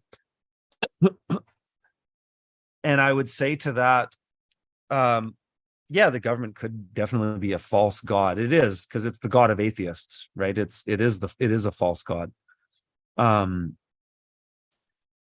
But no, I don't see it as serving a master, because, as to my point, if it is all commerce and it's all business, that's not the master.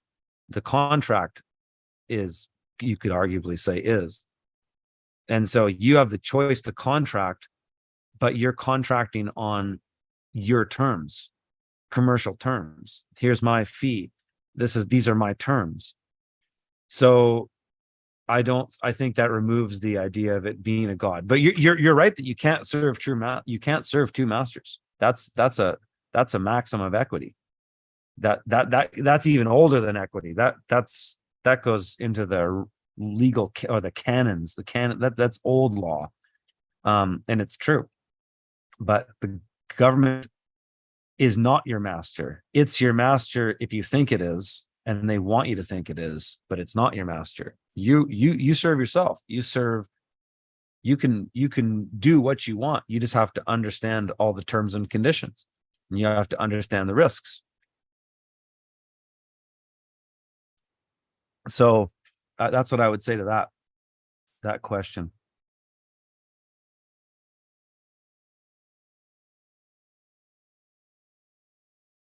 Mary Meadows says common law can work when living within a family or a community. Within the corporation, the person is business. We play the game to be part of the system that provides. Yeah. And common law might work. There might be, when the dust settles with a lot of what's going on, that might be how people rebuild. Maybe it'll go to where the statute legal system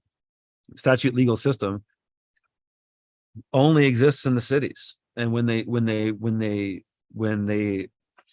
amalgamate the UN sanctuary cities under the as it's talked, not the sanctuary cities, but the mega cities, or whatever they're called, in UN Agenda 21, and they want everybody living in cities. They're not talking about us. They're just talking about people who want to go with their program. We'll be out here, but it'll be a different world out here, which might be interesting. It might be a great opportunity. I'm excited for it.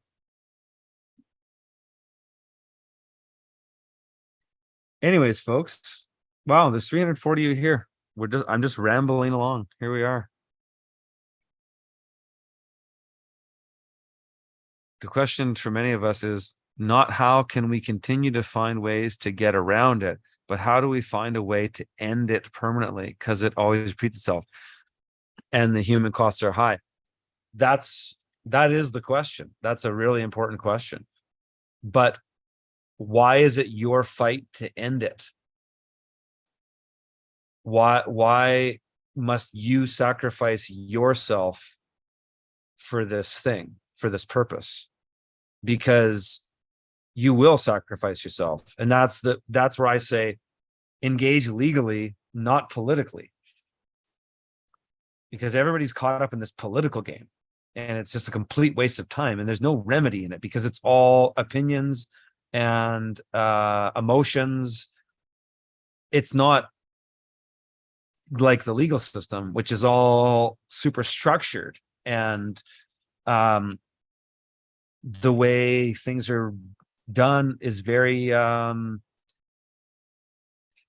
proper and polite and predictable. Whereas in the political game, it's just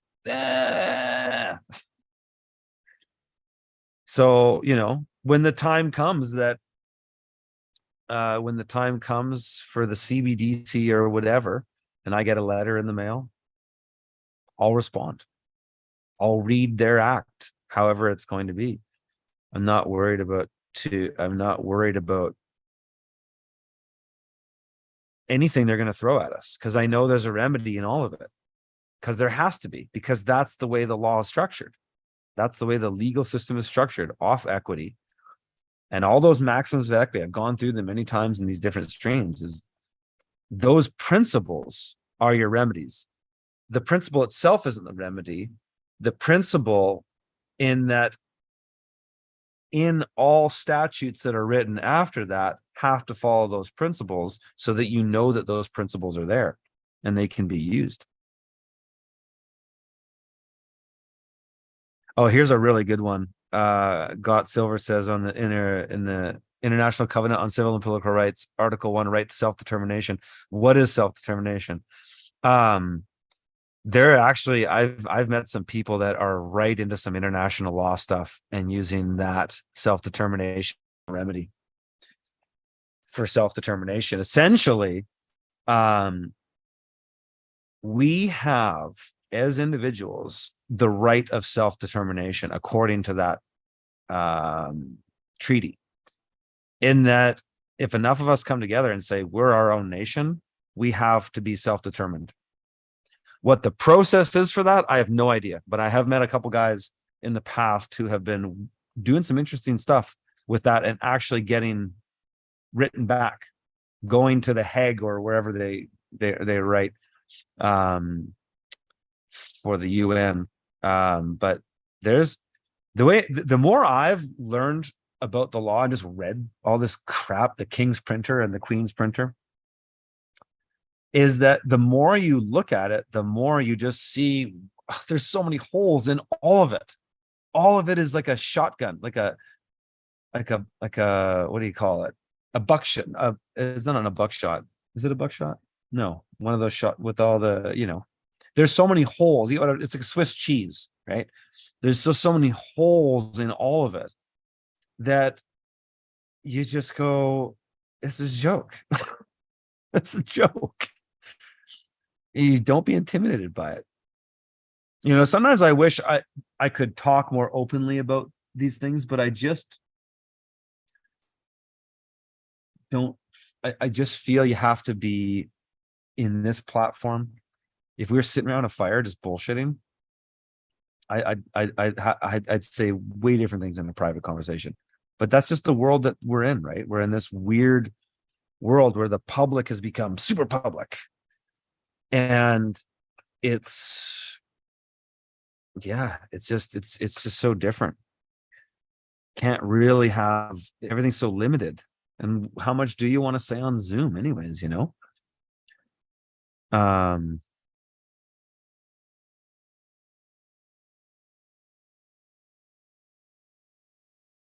it's time for revolution. I don't think so. Revolution's always controlled by the big bankers. All of them. All the revolutions. Because a revolution is a revolution. A revolution is this. It's when the record turns as a revolution. The revolution is just take you back through the same thing again. Just change the names. Revolution is the ultimate psyop in general. It's the ultimate psyop. And so I'll have no part in a revolution. I will take part in an evolution of the human spirit, evolution of prosperity, evolution of human liberty and freedom. And I think all the stuff, all the remedies of everything just comes to taking more responsibility. I've been working on some content that I'll be sharing a little bit more of soon. I might turn it into a broader course or a book, I'm not sure, but it's kind of just revolving around this idea of you have all these things that you need, and some of them are based around the 8 forms of capital. I've talked about those before. But I brought it into a really off-grid context. So food, water, energy, shelter. I've got this sort of matrix where you got food, water, energy, shelter, and then you can have other things: community, communication, economy, all kinds of things, security.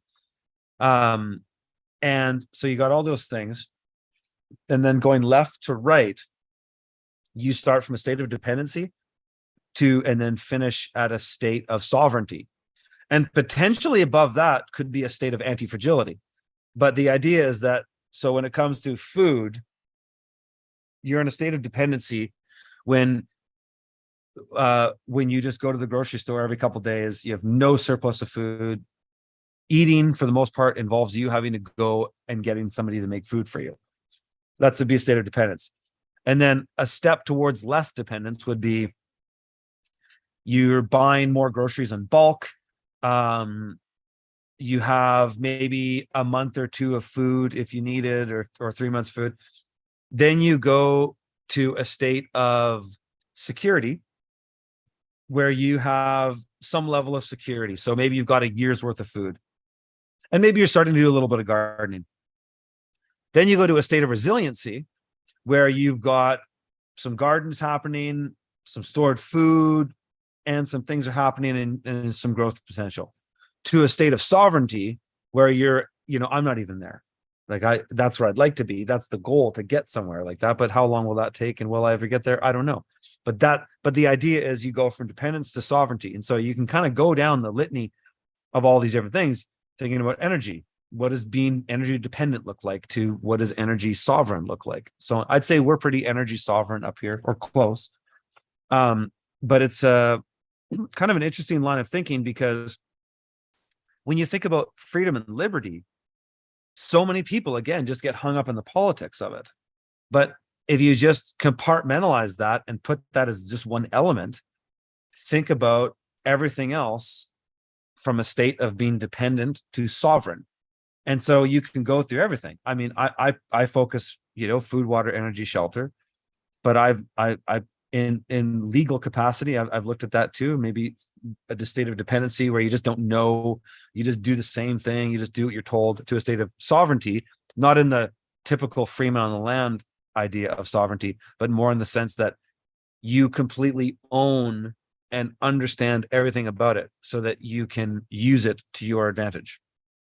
That would, to me, that's more of the sovereignty that I'm interested in today than being sovereign. Oh, burn my birth certificate and all this stuff. So now that I'm just a, naked man on the land and I can't have a bank account. I can't get online. I can't use PayPal or anything, not very convenient.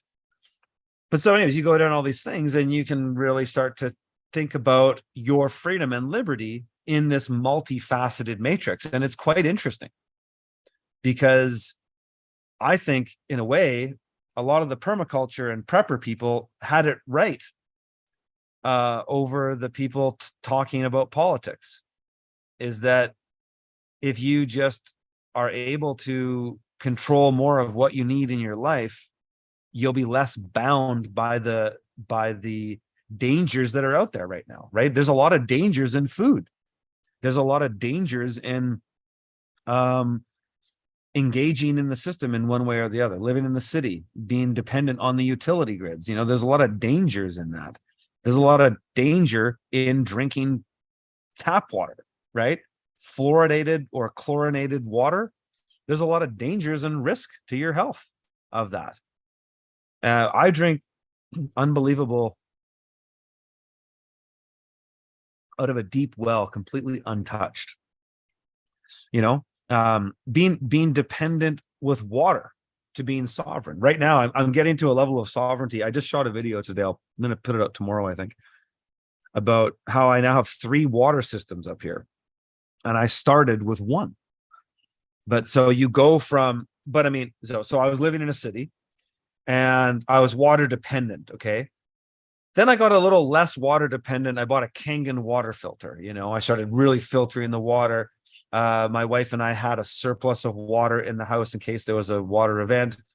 So we became water less dependent. Then we became water secure. We moved up here, bought this place, and there was a simple water system here. It was a pit well, and it was connected to a natural pond area that fills up with snowmelt every year. And we can pump water from that for a few months of the year on either ends of the season, in the spring and the fall. So we're water secure with that. Then we went to water resilient. I drilled another well, and then that water is incredible because I can pump that as long as I've got electricity. I can pump that well year round, any time of the year, and get 10 GPM of God's crystal water from deep in the earth. Can't be touched or contaminated by anybody, at least to my knowledge. And then I just did another water source. So I've got a whole I can catch water off every building because I have gutters on the greenhouse on the front here, garage, the house. I've got gutters everywhere. I can collect up to 10,000 liters a day if it's just misting rain. If it's downpour, 20, 30,000 liters. And I've already got this piped out.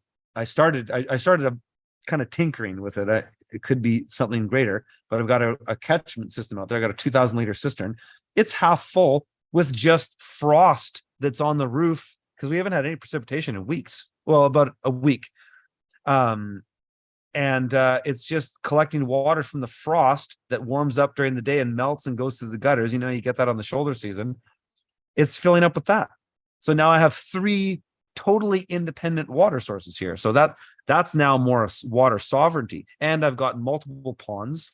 I've got my cistern. So I have multiple forms of water source and multiple forms of water storage in multiple locations. So now that's getting to water sovereignty. Now I can have water in a complete grid down scenario because I can just go get a bucket into either the contained cistern we have for the cabin or into the pond, right? And so, as to just kind of expand on this line of thinking, that's kind of where I'm going with all this. And this is kind of might be a general theme to either a book I write at some point soon, or I don't know if it'll be soon, but write a book or maybe create another online course about this and kind of going through all of these things and then really laying out what are the steps, because where do you start? We all know where we are as dependents. That's the default position, is being dependent. And then you become less dependent. Then you become secure. Then you become resilient. Then you become sovereign. That's kind of my 5-stage arc in when we go through all this stuff. Can rainwater be the only source of drinking? I don't want to, because I don't want to drink rainwater. I would if I had to, but I'd rather drink snowmelt. No, I'd rather drink my deep well will always be my drinking water because it's purest form. It's really high mineral. It's super amazing. I drink other water and I just don't feel quenched. My water, I drink our water like I drink it like it's juice. It just tastes so good. And exactly, Carrie says, do what regarding the chemtrails is that, the rainwater might be contaminated too. So if you can get a better source of from the earth, it is the best. It is the best water you can get. So it's kind of cool that I've got about, in my main water draw, where the first water system was set up on this property, I built 2 ponds. So I built a catchment pond and then a reservoir pond, or a catchment and a reservoir. And so basically the catchment pond, everything moves through it.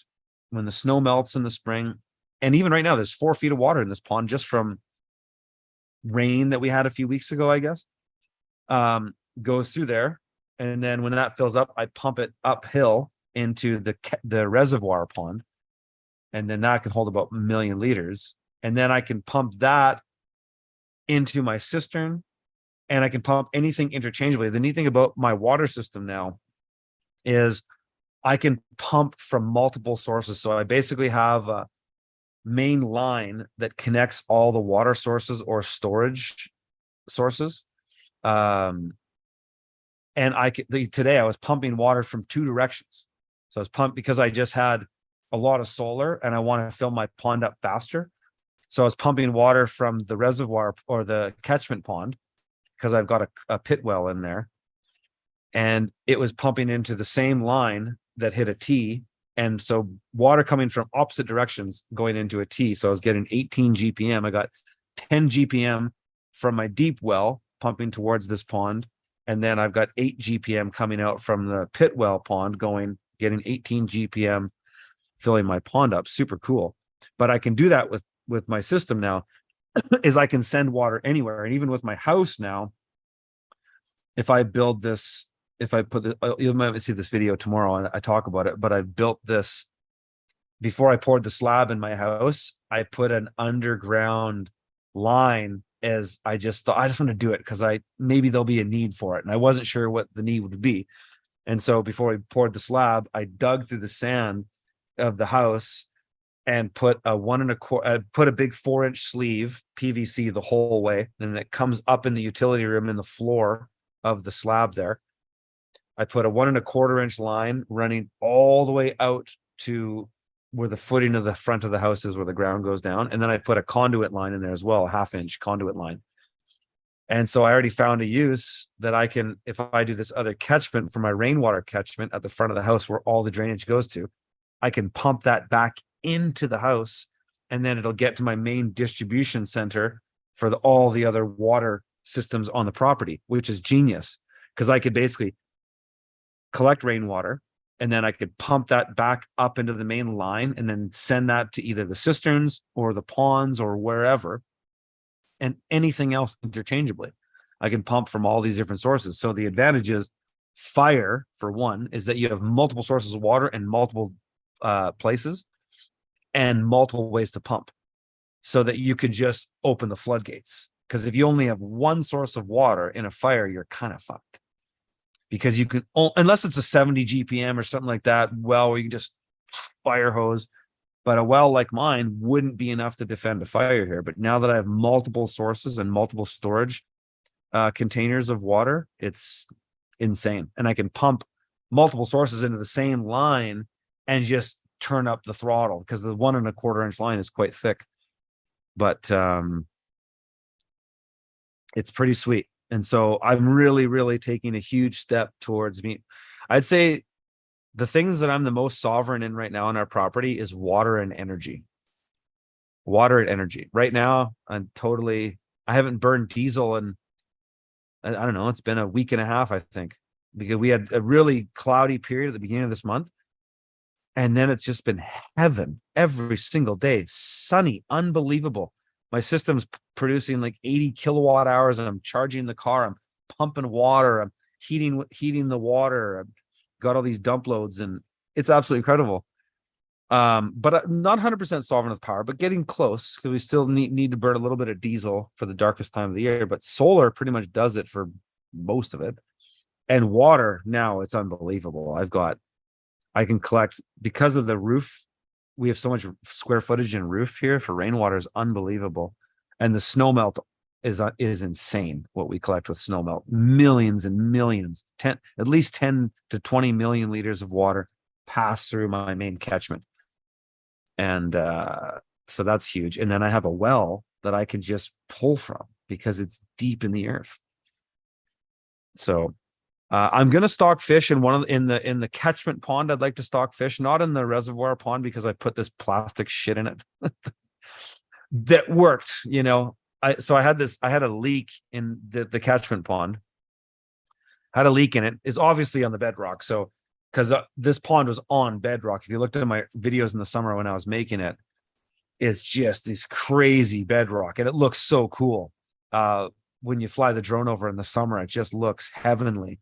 But anyways, the bedrock follows downhill, and where it meets the silt, water's slipping through there. So it was leaking. It was leaking about an inch a day. And I was kind of bummed because I'm like, man, I spent a lot of money and time making this pond. I have no way to seal this right now unless I drain it all out, get bentonite clay with a machine, lay that all on. It's a huge process. And at that point in the season, just not going to happen. So I heard about this product called Damn It. It's a polymer. It's totally not an organic product. But the thing that appealed to me in their marketing was that it's a $500 solution over a $10,000 to $20,000 solution. And so, yeah, it might change the context of your pond a bit, but it didn't for me because I didn't want this pond to have fish in it anyways. Well, I might have been, but the other one be fine too. So you sprinkle this stuff on. It just looks like white. It looks like white fertilizer. It looks like it's just sort of little bit pelletized. It's a microplastic, I think. And you sprinkle it on, and basically it coagulates and gets really gummy and it's slimy, but it sinks, and so it disappears from the surface. It sinks down, and then it goes and just clogs up all these fissures, and it worked. At first, I wasn't sure if it was working because I did it, and then it wasn't. The pond was still leaking, and I was going, "Shit, did I screw this up or what?" I saved a little bit more to the end. At the end, and I sprinkled a bit more in this higher part of the bedrock. And I don't know if that worked or if it just took time, but it stopped leaking. And so it was a very cheap solution because this pond is more of a reservoir for fire suppression or irrigation or just water storage and a swimming pool. It doesn't need to be, I don't need to have fish in it because I wouldn't want fish eating this shit. So I can put fish in the other pond. And so anyways, that's what I did. Rogue Spear, do you think they're going to tax you for that water one day in the future? I invite them to send me a letter and I'll happily write them back. So I'm not worried about that. I'm not worried about that at all. Taxes are all voluntary. It's in the codes. That's all I'll say to that. But you do have to file. You have to file. If you don't file, you're going to be in trouble. But filing is the key. That's the most important part, is that you file, right?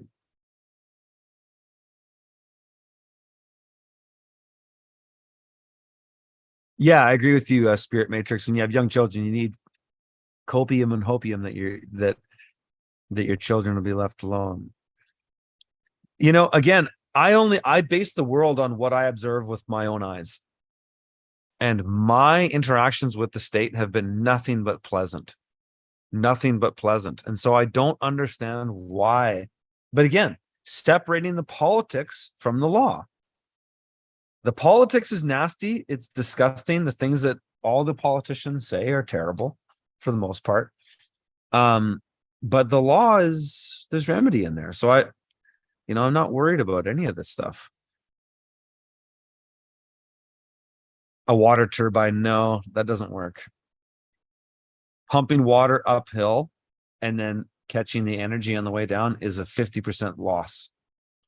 And you have to have massive capacity for it to be effective. In my context, it would not be effective at all.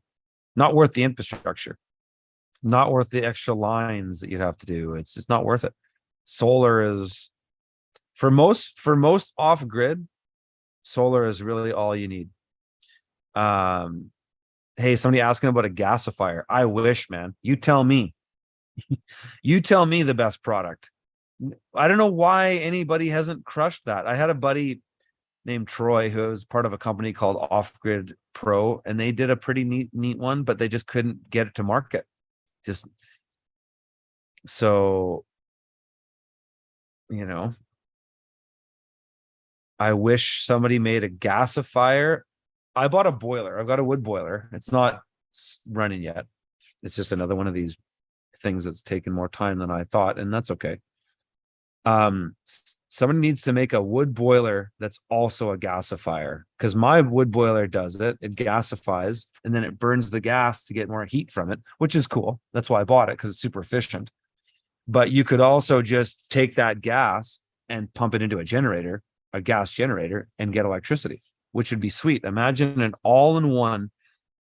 For anybody out there who wants to make off-grid stuff, I would promote that product till it's blue in the face. If somebody could make me a boiler that was also an electric gasifier, that'd be the ultimate Canadian off-grid technology. All you need is that and solar, and you could be as off-grid as you want. All you need is wood and sun, right? How hardcore would that be? That would be so sweet.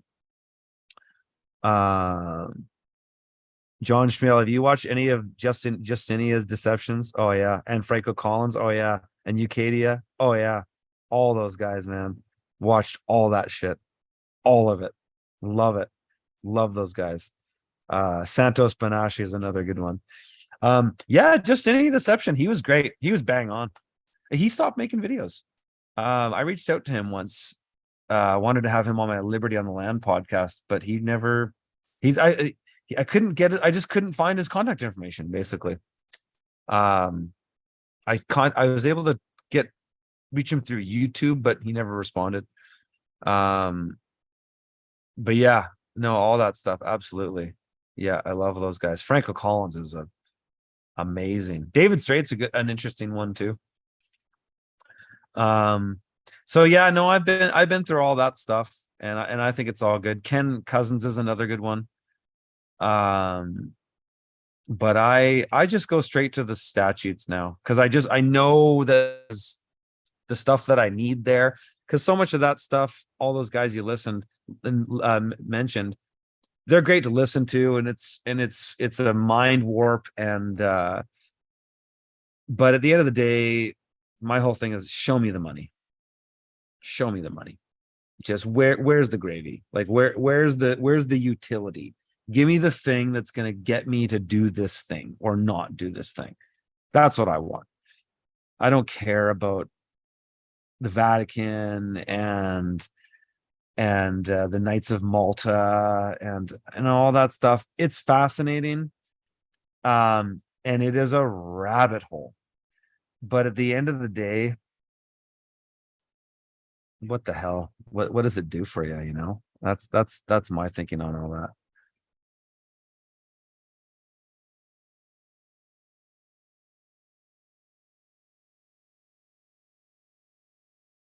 Good to be able to. Wuhan Institute of Virology says would be able to trust the law just as long as it's not captured or corrupt. Well, this is the thing.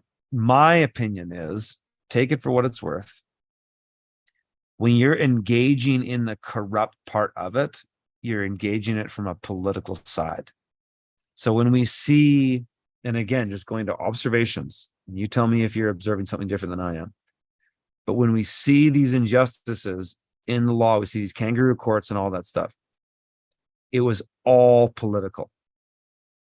It was politically started. It was a statement. It was somebody standing up to make a political statement, and then they got railroaded.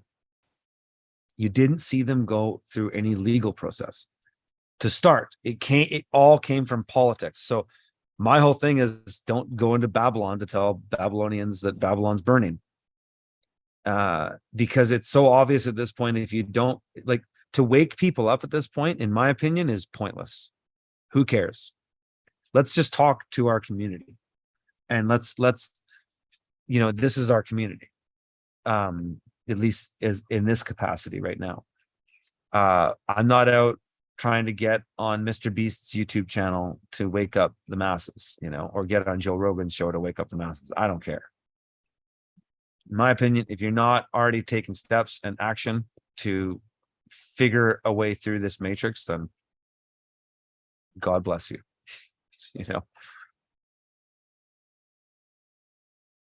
So I need to go to sleep too, folks. This has been a slice. If you guys like the stream, like it. I'll mention the Black Friday offer, one-time payment for all the Freedom Farmers content. So that is live now. It'll be, you go to freedomfarmers.com and you get access for a one-time payment to everything, including the Homestead Accelerator, which I have to do our property reviews for in the morning. I'm always excited to do that. But if you want to join our platform, the social media aspect, the members community in there from the field is bundled in it. If you take this offer, you'll get access to from the field right away. But eventually it will be brought, the community, everybody will be brought into the Freedom Farmers platform. It'll be all the same. It'll be just better. It'll be better for you, basically. So you can get access to all that stuff. So that's at freedomfarmers.com. That offer's up there. So there's probably a link in the video too. But yeah, happy Thanksgiving, folks. And have a great night. And we'll talk to you again. I think I'll be back next Thursday. And I think I'm going to keep streaming. I'm enjoying doing this, but I'm going to move them after this month. I'm going to move them to Wednesdays. And I've got more content coming out on YouTube. I'm going to give it a crack again and see if I can crack the YouTube nut. So anyways, folks, have a great night. We'll see you guys in the next one.